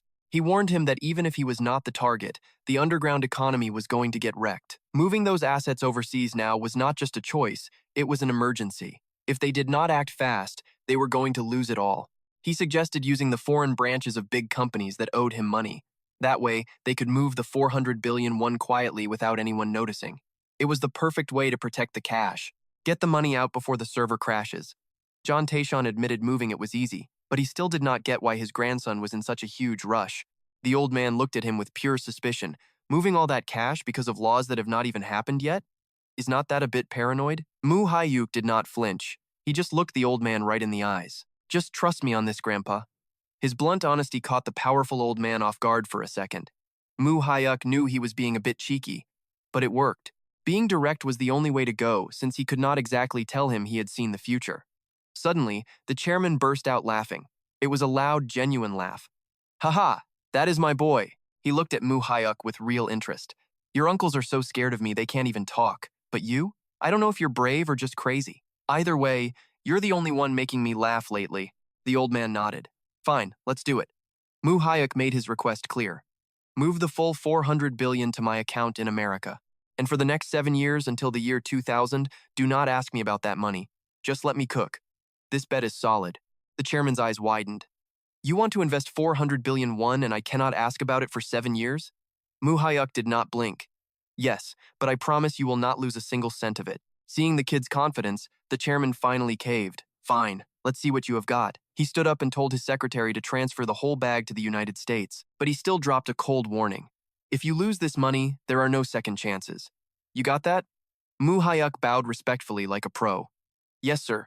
I understand completely. Deep down, he was already crunching the numbers. He needed that capital to go head-to-head with the big players. If he kept it local, they would just block him. He knew he had too much on his plate to manage 400 billion won all by himself. He needed someone he could trust to handle the heavy lifting for him. He needed a pro to manage the funds. Right then, a specific name popped into his head. He knew exactly who he had to find. A legendary investment shark who worked for foreign firms, the guy who absolutely crushed the stock market back in the late 1990s. He was a beast. Even though the guy was struggling right now and stuck in a wheelchair after an accident, in 10 years, he would be worth hundreds of billions. He was the god of the Korean stock market, Han Kyung-yang. Chapter 25 starts with Mu Hyuk searching for a rundown boarding house called Jiaoma. Standing there as the sun set, he checked his notes. This must be the place Myung-soo told me about. The guy he was looking for was drowning in debt, so tracking him down was not exactly rocket science. He was basically hiding in plain sight. It was almost too easy to find him. Looking at the guy's file, Mu Hyuk could not help but wonder why him. The sunset was pretty, but the guy's life was a total mess. Real life is not like the movies, that is for sure. He walked into the lobby and asked the old lady behind the glass, "Hey, I am looking for someone. Is there a guy named Han Kyung Yang living here?" The old lady looked him up and down, looking suspicious. "You a cop?" Mu Hyuk was confused. "Huh?" She rolled her eyes. "Who else comes to a dump like this?" Mu Hyuk stayed calm and changed his approach. "I am not the police. So, are there any young guys in their 20s staying around here long term?" The old lady stops to think. Young folks? She eyes him like a top-tier federal agent, colder than a cop. Mu Hyuk gets the hint and slides a couple of fat stacks through the opening. Money talks, and she's definitely listening. Once she sees the green, her mood flips 180 degrees. She's all smiles now. "Oh, looking at your face, it all comes back to me." She starts flipping through her ledger. "Let's see, which room was it? Ah, there he is." Right then, a guy with messy hair and glasses wearing a bright green tracksuit stumbles outside. The old lady shouts his name out loud. "Hey, Han Kyung-yeon." Hearing his real name makes him jump. He looks like he just saw a ghost totally pale. Without waiting a single second, Han Kyung-yeon turns and bolts. Mu Hyuk panics and chases after him, yelling at the top of his lungs. "Wait up, please, I just want to talk to you for a minute." But Han Kyung-yeon isn't listening to anything. He's too busy sprinting like a maniac toward the rooftop door. Mu Hyuk screams his name in vain. "Hold on," but as he hits the roof, he freezes. Han Kyung-yeon is already at the edge, looking like he is about to end it all. If this guy entered a track meet, he would definitely be taking home the gold medal with that speed. Seeing Mu Hyuk approach and call out his name, Han Kyung-yeon starts shaking. Are you one of those loan sharks?" Mu Hyuk is stunned. A loan shark? Talk about a massive misunderstanding. Before he can even explain, Han Kyo drops to the floor and lets out a huge sigh of relief. "Phew, I thought I was a goner for sure." He looks up at Mu Hyuk, totally confused. "If you're not here for the money, why are you looking for me? I really thought you were coming to finish me off." Staring at this pathetic guy, Mu Hyuk realizes this is the legend himself, Han Kyung-yeon, the man destined to become the absolute god of the stock market. Right now, though, he is just a broke dude hiding in the shadows from a bunch of dangerous loan sharks. Mu Hyuk helps him up and makes an offer. "Get up, let's go grab some food and talk this over." They head to a barbecue joint. Watching Han scarf down food like a starving animal, Mu Hyuk tells him to slow down. "Hey, take it easy or you are gonna choke." Han keeps chewing, his voice cracking. "I can't even remember the last time I had meat. I've got no cash and I'm hiding from everyone, so I can't even go out to the store." Mu Hyuk pours him a drink and gets straight to business. "So, how much did you actually take from those loan sharks?" "You're eating like you're in some kind of survival competition." Han trembles as he admits the original debt was only 5 million won, but now it's spiked to 25 million. Hearing that insane interest rate, Mu Hyuk can't help but sigh. Sweating buckets, he explains that he planned to pay it all back within a week, but got sucked into a mess with stock manipulators. He swears that with just 10 million more won, he could beat them at their own game. Seeing how desperate the guy is, Mu Hyuk makes a shock offer. "I will pay off that 25 million for you, but in exchange, you're going to work for me." Han jumps up in a total panic, screaming his head off. "Are you trying to scam me?" He simply cannot believe a total stranger would offer to clear his debt, give him a job, and even buy him this high-end beef dinner instead of some cheap food. In the middle of his meltdown, he points a finger right in Mu Hyuk's face, looking at him with pure suspicion. "Are you planning to kidnap me after I'm full and harvest my organs?" Mu Hyuk just stands there, stunned by the guy's wild imagination, only able to mutter a confused, "Huh?" Han seems to make up his mind. He signals the waiter and declares, "If that's the case, bring 4 more orders of beef. If I'm going to die, I'm going out on a full stomach." Watching the future stock god act like a total weirdo, Mu Hyuk is speechless and totally confused. He suddenly stands up and asks where the money was borrowed from. As soon as he hears Myeongdong, he's ready to move. "That's the spot, right? We're going there right now." Under the cover of night, Mu Hyuk leads Han Kyung-yeon to a crumbling old building, the headquarters of the Jowon Capital Finance Company. Standing in front of a rusty iron door, Han asks with a shake in his voice, "We're here?" He's clearly terrified. He keeps worrying. "Are you sure about this? These guys are legit scary." But Mu Hyuk is perfectly calm. "I'm just here to pay back a debt, nothing to be afraid of. Let's go." He pushes the door open and walks right in. Inside the sketchy office, it reeks of instant ramen. 2 low-level thugs are busy eating when they're suddenly caught off guard. A guy with long hair shouts in surprise, "What the heck?" The bald guy next to him immediately recognizes their favorite debtor. "Han Kyung-yeon, is that really you?" The long-haired thug jumps up and points right at Han's face. "You got a death wish or something? Get over here right now, kid." The thug reaches out to grab Han, who's so terrified he's just frozen in place not because he's brave, but because his brain is totally shut down. Instantly, Mu Hyuk steps in and blocks the guy's arm. He twists the thug's wrist back with lightning speed, making him scream out in pure agony. Mu Hyuk doesn't hold back at all. He locks the guy's arm behind his back, leaving him squirming. "Oh, you jerk! What is this? Let go of me right now!" Mu Hyuk's voice is low and heavy with pressure. "I'm just here to pay a debt. Stop making a scene and go get your boss out here." The noise brings a man in a white suit rushing out from the back, shouting, "What is all this racket? I can't even finish my ramen in peace." Then he sees Han and stops dead in his tracks, a wicked smile creeping across his face. Well, if it isn't Han Kyun-yeon, he walks closer, putting on a fake, sarcastic show of being friendly. "Oh, Han, we've been looking all over for you. We missed you so much." He narrows his eyes at the debtor and gets right to the point. "So, did you bring the cash or what?" Facing the loan shark, Mu Hyuk flatly declares, "I'm paying for him. How much?" The guy in the white suit casually flips through his ledger. "Is that so? Let's see. 6 months ago, he took 5 million at 30% interest." He starts mumbling, calculating the interest on top of more interest, plus compound interest at 28% and a late fee of 12%. Mu Hyuk is quickly losing his patience. "Look, cut the crap and stop reading from that useless ledger. Just tell me the final number you want already." The loan shark pauses for a second and lets out another greasy grin. "Well, look at you. So young, but you talk like you've been around the block. You're a sharp one."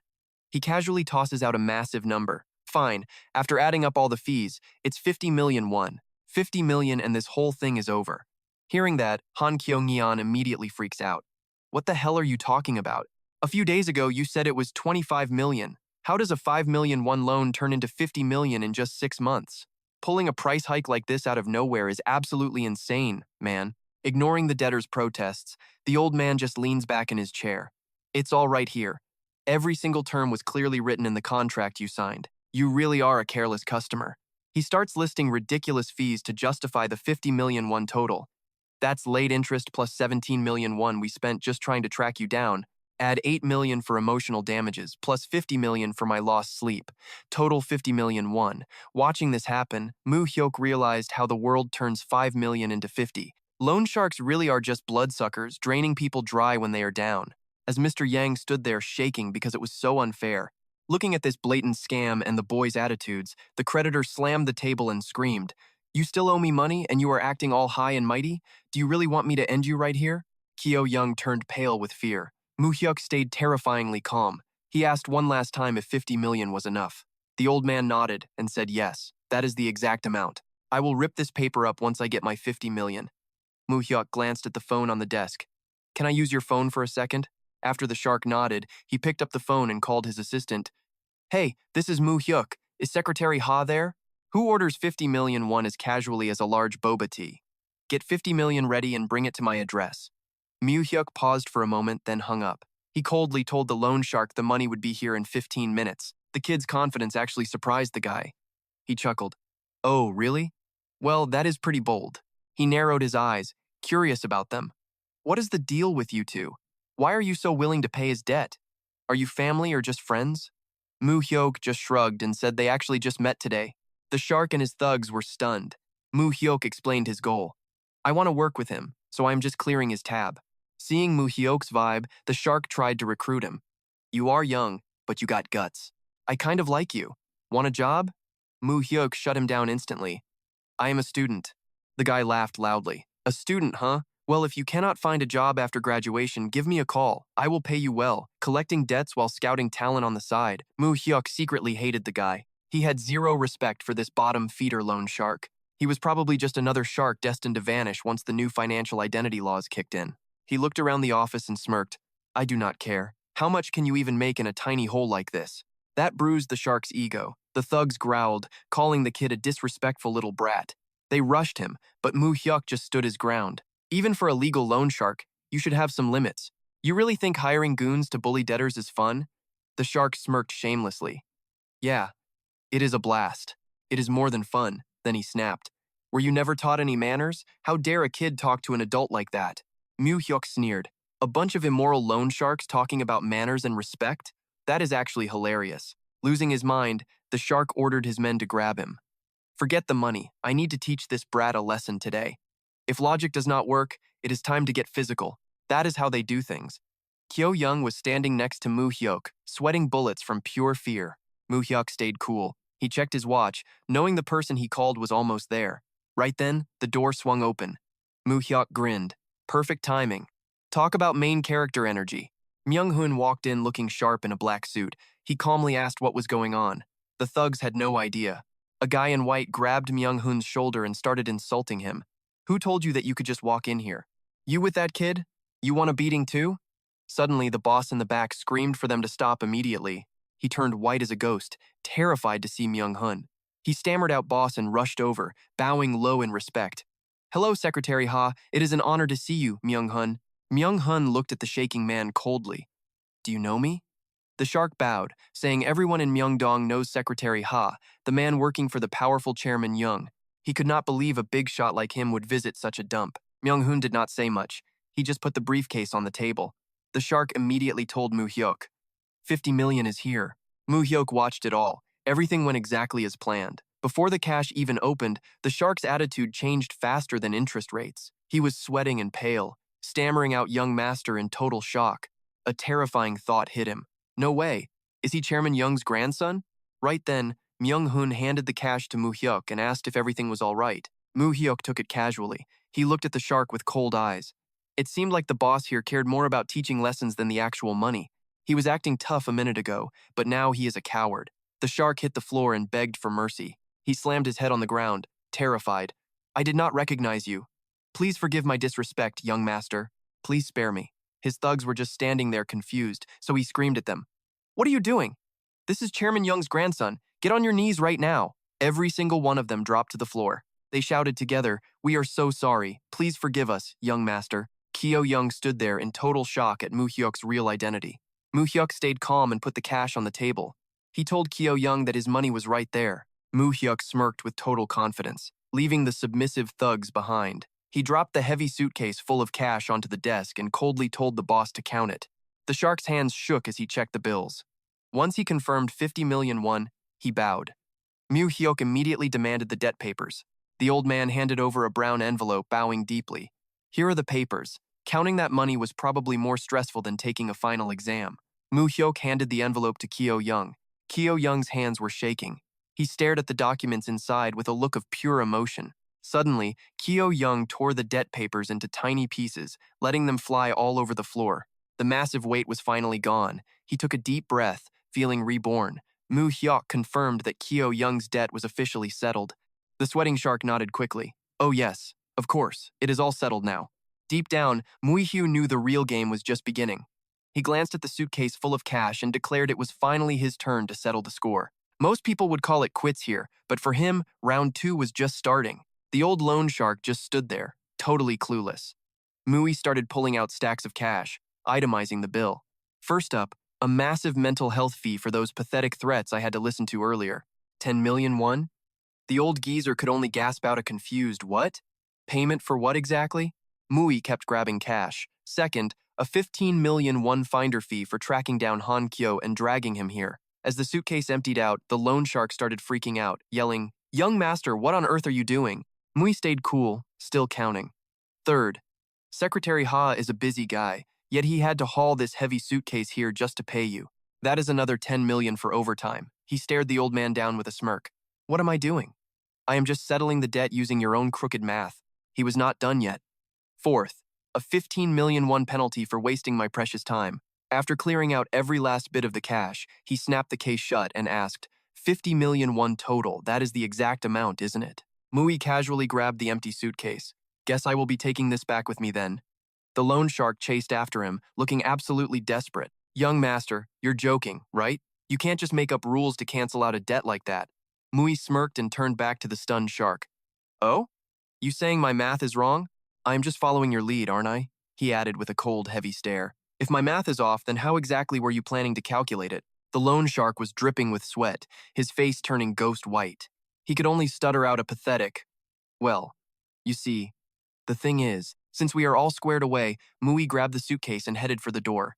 It's settled. We're out of here. Come on, Hankyo. The thugs just stood there like statues, watching the show end. Before stepping out, Mui turned to Secretary Ha with a deadly look in his eyes. From today on, I don't want to see these people in Myeongdong ever again. Not even a single hair. I need you to handle this situation for me. Secretary Ha bowed respectfully. Understood, young master. The moment Mui and Han Kyu stepped out, Secretary Ha slammed the door shut with a bone-chilling thud. The air in the room instantly turned heavy, thick with a sudden, murderous vibe. Inside the office, the boss and his thugs were shaking as Secretary Ha casually took the head seat, looking every bit like the man in charge. He asked coldly, "Who's the boss here?" The loan shark bowed frantically, stuttering his name. Secretary Ha narrowed his eyes. CEO Sec, right? You used to be a low-level debt collector for hire. As the old man stood there stunned, Secretary Ha growled with pure malice. A bottom feeder like you really thought you could mess with our young master? If Chairman John hears about this, you are dead meat. He had barely sat down before digging up dirt faster than a Google search. The boss collapsed to the floor, sobbing and begging for his life. I messed up. I am so sorry. I didn't mean to. Secretary Ha looked down at him with pure disgust. You heard exactly what the young master said, didn't you? If I hear you're still in Myeongdong tomorrow, I'll personally break your legs and bring them to the young master as a gift. The loan shark was paralyzed with fear, drenched in cold sweat. Secretary Ha stood up slowly, delivering his final warning. I have said my piece, so get out of Myeongdong tonight. From king of the hill to a nobody in a single night. The thugs stood frozen, their faces pale after witnessing Secretary Ha's true power. Back at a quiet roadside tent late at night, Han Kyung sat alone, washing away his heavy burdens with a glass of strong liquor. He slammed his glass down, still unable to believe he had actually escaped that living hell. Kim Mui spoke up, breaking the silence. Feeling better? Your debt is officially a thing of the past. Han Kyung looked at Mui with a mix of suspicion and total awe. He finally blurted out, Who exactly are you, Kim Mui? How can a guy like you just pull 50 million won out of thin air? And why on earth were those gangsters so terrified of you? Facing the intense questioning, Mui casually pulled out his student ID and chuckled. I am just a student, don't believe me? Here, check the ID yourself. Han Kyung just shook his head, not buying that weak excuse for a second. Stop playing around. I am being serious here. I really want to know who you are. He thought back to that powerful guy from earlier. That man, Secretary Ha. Are you seriously the grandson of the legendary John Dae-san, the absolute king of the bond market? Mui took a sip of his drink and calmly asked, Does that really matter to you? I am here because I need a favor from Han Kyung. Han looked down, feeling bitter.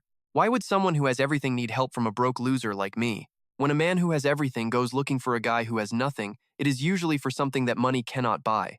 Mui looked the future stock god right in the eye and stated it plainly. Because no one is better at this than you. Han Kyung, I want you to trade stocks for me. Han was so shocked he nearly dropped his drink. He stuttered, What? You want a broke guy who lost his life savings and was hiding from sharks to run your stock portfolio? Mui stood up, looking powerful. You probably never imagined this, right? Right now I have nothing but cash, and with enough capital I am ready to take on the whole world. Others are terrified of losing their shirts, but I see money as ammo for one massive shot. I am ready to go all in and win big. Han Kyung nodded with newfound fire. You are right. If I have the cash, I will do whatever it takes. I will find a way to protect what is mine. They sat in the quiet tent as Han added bitterly, but without any money, I am as good as dead. Mui silently slid a bank book across the table. Open it up. Starting tomorrow, use this money to run wild in the stock market. Show me exactly what you are capable of. Mui stared him down as Han Kyung froze, his hands shaking while he held the book.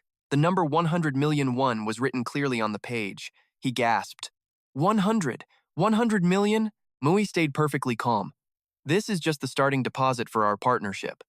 Watching the man struggle to breathe from the shock, he continued, prove to me that you actually have what it takes. I have only one condition. If there is a specific stock I want you to buy or sell, you must follow my orders without question. Han was totally stunned. He asked, But why? Why on earth do you trust a guy like me this much? You don't know anything about me. Most jobs have 3 rounds of interviews, but you just tossed me 100 million won before even looking at my resume. What if I just run away with it? Mui didn't even blink. If you want to do that, go ahead. The answer left Han completely speechless. Wait, what? Mu Hyuk stares straight into the guy's soul. Listen, Kyung, even if you manage to smuggle every cent of that cash overseas, can you actually promise me you are done gambling on the stock market for good? Kyung just stands there paralyzed, stammering like a complete idiot. Mu Hyuk says he does not care who the guy is or his history. It is not about trust. This is just the cold mindset of a high-stakes gambler. He doubles down. All I care about is that I handed you a chance with 100 million won. Now, just show me what you can actually do. Kyung just stands there, totally stunned. Mu Hyuk thinks back to his own memoir, where he wrote that if the Korean stock market actually played by the rules and followed any kind of logic, he would just need one shot. He promised to become a capitalist hunting dog abroad before making a massive comeback to Korea. Mu Hyuk boldly declares, "I am going to give you that exact chance. The only difference is that this time, you are my hunting dog, and you are going to go out and kill for me." Deep down, he is crunching the numbers. If Ki-young sticks to the script and follows the plan, his massive financial headache for taking on the Choen brothers will be totally solved once and for all. Mu Hyuk takes a sip of wine, his eyes burning with the drive to find more people ready to go to war for him. He tells himself he needs his own inner circle to pull off this grand plan. The two of them sit quietly under the dim yellow light of a street stall in the middle of the night. Meanwhile, in a high-end luxury club, four guys in pink vests slam their drinks onto the table. They declare that they are finally going to coordinate with Park Dong-soo and split up the turf. Hearing this, the guy with the mustache looks pretty skeptical about the whole thing. Like, right now? The guy in the pink vest explains that even though Park Dong-soo technically controls almost all of Busan, the truth is that his actual circle of loyal soldiers is surprisingly small. He breaks it down, saying most gangs are already behind bars. The leftovers are just clinging to Dong-soo because they are desperate for protection. It sounds like a major power move, but it is really just an excuse to jump the guy. He insists that instead of useless infighting, they should focus everything on protecting the professor. Glancing at his allies, Pink Vest snaps, "We are keeping this clean and fast. Just take out Park Dong-soo and we are done." A guy in sunglasses chimes in, asking what the plan is once the target is handled. He specifically wants to know exactly how the territory is going to be split between them all. This kind of impatience really starts to get under Pink Vest's skin. He brushes it off, telling them to wait until the boss is dead before they start splitting the loot. Truly a pro-gamer move. But another member still looks nervous. Wait, he pleads. "Before we do this, we need to agree on something." He is worried that once Dong-soo is out of the picture, all these gangs will just start stabbing each other in the back to grab more power. The guy with the mustache agrees instantly. If that nightmare scenario actually happens, every single person in this room is a dead man walking. The guy in sunglasses tries to settle the room, promising that they still have everything under control. He warns that if they let chaos take over now, a brutal, bloody war will explode and everyone here will pay with their lives. But Pink Vest just coldly brushes off their fears. He claims he will handle it personally. He reveals that his team has been watching Park Dong-soo like a hawk, and he is taking full responsibility for everything that happens next. His eyes burn with pure bloodlust as he gives the order to kill Park Dong-soo. "We are taking over Busan," he growls. Cut to the suffocating atmosphere of Dampusan prison. Deep inside the stuffy visiting room of the Dampusan prison facility, Park Dong-soo sits silently across from his old boss, Lee Saseong, the leader of the Saseong gang. As soon as they meet, Dong-soo asks if he is holding up okay in there. Lee Saseong just flashes a calm smile and asks why the kid is so worried about his health. The boss just laughs it off. "You should come in here and try it yourself. Then you would get it. A prison review like this would probably go viral for the authentic experience." He leans back, looking surprisingly happy with the disciplined prison life. "Honestly, my health might be better in here," he says. "No booze, lots of exercise, and 3 square meals a day." Lisa Seong even jokes that with this lifestyle, he will probably live to be 100 years old. The only thing weighing on his mind is his wife and kids back home. Other than that, he is doing just fine. When Dong-soo mentions that Myung-hoon is dying to see him, Saseong gives a small nod and thanks him for taking care of everything while he is locked up. Dong-soo looks down, filled with guilt, and apologizes for being the only one left on the outside. Saseong quickly tells his subordinate not to sweat it, because having him out there is the only reason he is not losing his mind with worry. The boss starts checking in on the turf. "So, how is your area looking? Is everything stable? I heard all the big names got locked up, so Busan is basically yours to run now, is that right?" Dong-soo humbly explains that he is just a face for the Saseong gang's reputation, and his subordinates are actually the ones handling most of the day-to-day business. He sighs with regret, saying if his big brother were out, everything would have been settled ages ago. Dong-soo promises he will keep holding down the fort until the day his boss is free. Seeing how loyal the kid is, Saseong asks quietly, "If I get out, are you just going to leave? I am getting old now." He tells Dong-soo to stop worrying about him and focus on building his own empire. The talk is cut short by the guard. Time is up. Saseong stands up with a sigh. "Well, looks like time is already up. It has been forever since I saw you, and it feels really good." He tells Dong-soo to just focus on the business outside and not to worry about visiting him so often. Before walking back to his cell, Saseong reminds him to stay healthy. Dong-soo stands up, watching his boss walk away and yells at the top of his lungs, "You stay healthy too, big brother." It is an emotional goodbye, like they are at an airport or something. On the drive back, 3 cars speed through the city streets. Sanji finally speaks up, asking how the meeting actually went. Myung-hoon stares out the window, looking pretty down. He has aged so much after all these years, he sighs. I am really worried about him. Sanji notes that the two of them clearly share a very special bond. Myung-hoon starts flashes back to his bitter past. Both his parents abandoned him when he was just a little kid, and he grew up being raised entirely by his grandfather. But then his grandfather died suddenly. The old house felt empty because nobody bothered to come to the funeral. In all that loneliness, Myung-hoon heard that his grandpa had actually helped out boss Saseong back in the day. That is why, when he died, Saseong was the only one who showed up to pay his respects and share the grief. Myung-hoon was actually going to drop out of school to find a job, but Saseong stepped in and gave him 300 million won just so he could finish his education.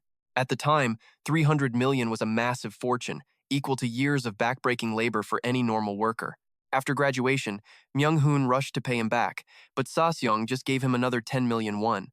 He told him to go think it over and come back when he was ready. Still in the car, Myung-hoon tells Sanji just how much that money was worth, since even the top lottery prize back then was only about 3 million won. A month later, he went back to Saseong with the 10 million won and told him straight up. He said he would be way happier working for him than just keeping the cash. From that day on, Saseong officially became Myung-hoon's big brother. Thinking back on his face, he laughs. The boss just said, "Man, you are a total psycho. Fine, I get what you were after." The truth was, Saseong had actually hoped Myung-hoon would just take the money and run away to find himself a much better life. Now that Myung-hoon is the only one left outside while the boss is behind bars, he is sweating. He thinks back 3 years. He told the boss to lay low, but it was some student's advice that actually kept the boss safe until now. Myung-hoon snaps his fingers and asks Sanji, "Oh, right. Sanji, I haven't met Mu Hyuk yet, right?" He laughs, noting the kid isn't simple, he is a beast in a nerd's clothing. Since he is heading to Busan anyway, Myung-hoon decides to go meet the kid. The convoy swerves and heads straight for the Samsung building. Walking in, Myung-hoon waves like a madman. "Hey," he shouts, using that old nickname Powerless Kim. He looks at Mu Hyuk and realizes the kid has grown into a total unit. He claps his shoulder and teases. "Look at you, all grown up." Mu Hyuk smiles and asks, "How you been, Unk?" Myung-hoon laughs. "Still kicking. You still cutting class?" It feels like a parent-teacher meeting in a crime den. Boss Dong-soo introduces the new guy. "Hey, meet the kid, this is my lawyer." The lawyer bows and says, "I am Lee Sang-gun." Dong-soo explains that flipping a gang into a legit business is a nightmare, just like Mu Hyuk warned. So, he hired a pro. Mu Hyuk calmly asks for the status. "How much of Busan have you cleared? When is the whole thing going to be a wrap?" Dong-soo says only the HAEU district is left, then he will hand the keys over to his most trusted men. Time really flies, it has already been 6 months. He looks at Mu Hyuk. "You in a rush?" Mu Hyuk analyzes the capital's war. Since Seoul is being scrubbed of criminals, some areas are wide open. But the other syndicates will try to snatch them back fast. That is why we need to expand and take over Seoul as quickly as possible. Kid sounds like he is in business school. Suddenly, a massive crash shakes the building. A lackey bursts in. "Boss Dong-soo, we are under attack." Dong-soo pales. "What? Where?" The kid rattles off locations. From Yonsan to Bosu and the southern sectors. Every major hub is getting hit at once. He is talking so fast it sounds like a frantic news bulletin. Dong-soo bolts for the door. Outside is pure chaos. Glass is everywhere. A mob with bats is sprinting down the hall. They spot the target and scream, "That is him! That is Park Dong-soo!" Leading the charge is a guy in a purple suit, brandishing a blade. He wears a lethal smirk. "Ha, Park Dong-soo, you absolute piece of work. You're still living the high life, huh?" Dong-soo grits his teeth, recognizing his old rival Baek Seong-ho. In the hallway, Mu Hyuk, the lawyer, and Dong-soo face a wall of thugs armed to the teeth. The men in black suits choke the corridor, making the air feel thick enough to drown in. The guy with the buzz cut narrows his eyes at Mu Hyuk, wondering if this is the legendary South Seoul kid. He grins wickedly, realizing this catch is going to be a major payday. He glares at Dong-soo, mocking his bad luck. Mu Hyuk watches silently, confused because he thought Busan had been scrubbed clean a long time ago. Dong-soo recognizes the leader as Baek Seong-ho and barks, "Who the hell is pulling your strings?" Seong-ho pulls a knife, claiming Dong-soo brought this entire mess on himself. Now, the 4 top leaders step out from the massive crowd of goons. Mustache Guy gives a totally fake-ass apology while the guy in shades makes his demands. Mu Hyuk hopes the senior-junior bond still means something, but Dong-soo just asks why they are doing this. That apology sounds like a death warrant. Mustache Guy growls that if Dong-soo wants the city, they do too. They won't let him eat all of Busan while they starve. The guy in shades also talks trash about his attitude toward his seniors. Dong-soo realizes his kindness was spat on, but he calmly says backup arrives in 10 minutes. This sets Seong-ho off. He swings his knife, screaming to end this now because it is too annoying. Seeing Dong-soo drowning in rage, Mu Hyuk puts a hand on his shoulder. He asks if he is feeling bothered and offers to lend a hand. 10 minutes sounds short, but it is enough time to flip the script 3 times. Dong-soo is stunned by the kid's offer. He stands tall and declares he is the head of the Saseon faction. All hell breaks loose. Dong-soo dives into the shark tank. It is pure mayhem with clubs swinging and knives flashing as the thugs tear into each other. In the middle of the storm, Mu Hyuk moves like a ghost. He lands a thunderous punch right in the ribs, dropping the guy instantly.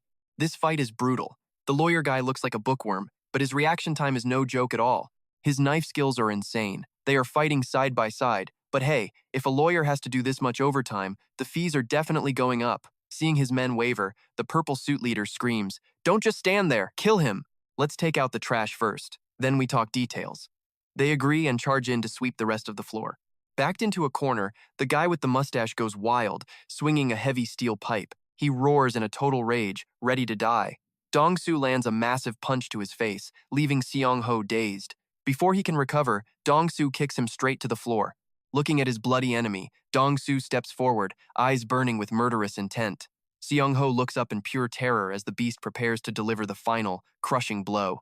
That combo isn't in any textbook, but it works. Boss. A lackey rushes over as Dong-soo clutches his head, bleeding and completely exhausted from the fight. Surrounded by thugs with bats, the group is in deep trouble. Suddenly, a sharp shout calling his name rings out from behind them. Seong-ho lunges at Dong-soo like a maniac, pinning him down in a blind rage. Dong-soo is trapped, unable to fight back. "Don't hate me too much when you're dead." He reveals he is doing this because Dong-soo made him look like a fool. He stabs him, and Dong-soo's eyes bulge from the sheer agony. Out of nowhere, a massive, heavy punch slams right into Baek Seong-ho's face. The impact sends the leader flying across the floor. Kim Mu Hyuk appears, looking down at his uncle's bloody state. "You still with me, Unc?" Dong-soo gives a bitter, bloody smirk. This is embarrassing. The guy in purple goes ballistic, charging with a knife and screaming. "Look at this punk!" The guy gripped his knife tight and growled. "Fine.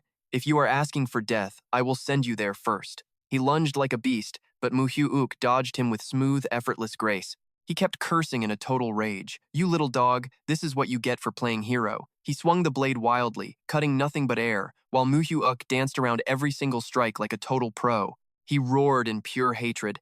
"Everything is ruined because of you. Just die already." But right when the guy left a massive opening, Mu Hyuk locked his knife arm in a vice grip. Before he could react, a brutal uppercut caught him square in the jaw, sending blood and spit flying everywhere. Hyuk grabbed his shoulders and slammed a knee straight into his junk, ending the fight instantly. Talk about an expensive lesson, looks like he just graduated on the spot. The guy's face was a twisted mess of pure agony. Blood leaked from his nose as he hit the floor, gasping for air. Even though he was totally spent, the guy was still trying to act tough, staring up with venomous spite in his eyes. "You think you can touch me and live? I am going to end you. I swear I will not let this go." He wheezed through grit teeth. "If I get out of this, I am hunting you down until you are dead." Hyuk just leaned in close and whispered. "But," Hyuk asked coldly, "who is behind this? Speak up." His eyes burned with a terrifying purple glow that made the guy shake. Sweat poured down his face, but he stayed silent. Frustrated, Hyuk delivered one final heavy blow that knocked him out cold. The place was a total wreck, bodies scattered everywhere among the debris. Suddenly, a loud shout came from the entrance.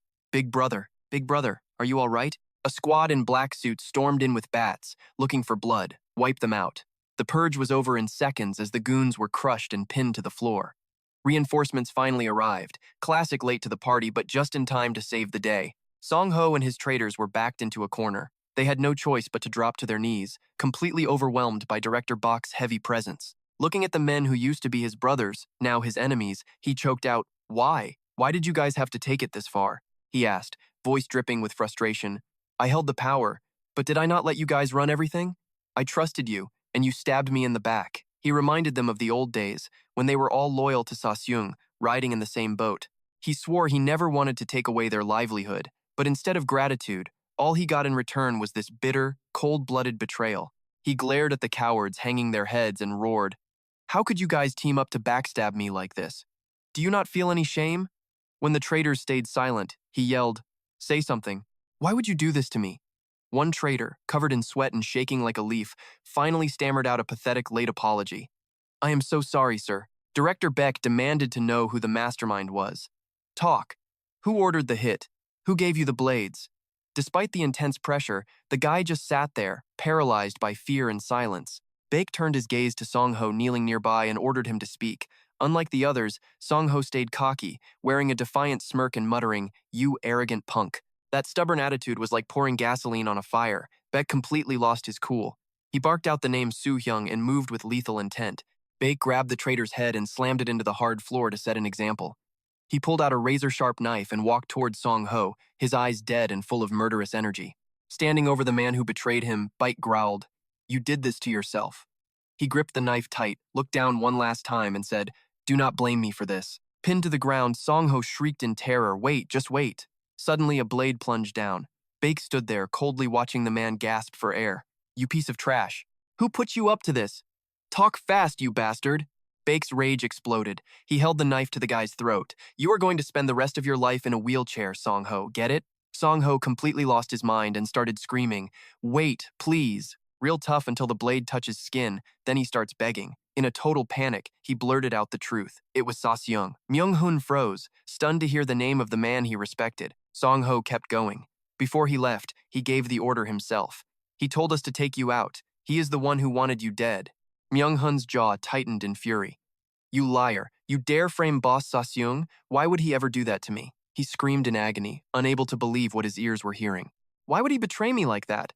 A plot twist this crazy even has the main character confused. That is when Baek Dong-soo stepped forward and dropped a bomb. Song-ho is telling the truth. "We went to Saseung and asked for permission to move. He gave us the green light." Myung-hun turned pale, his heart shattered by the betrayal of the man he served. Dong-soo just kept twisting the knife. "Saseung has doubted you for a long time. Ever wonder why everyone else got arrested except for you?" The goons pinned Myung-hun down hard. He collapsed onto the floor, completely lost in a sea of despair. Dong-soo finished it. He took out Song-ho to send a message to everyone, and the war finally ended. Later, Dong-soo sat quietly in his office, body wrapped in bandages. His crisp white shirt was now stained a deep, ugly red.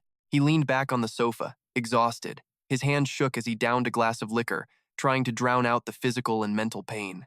A guy in a black suit walked up with an update. "Injured or at the hospital. The big players are under heavy watch." Dong-soo just stared into space, his face a mask of pure, bitter disappointment.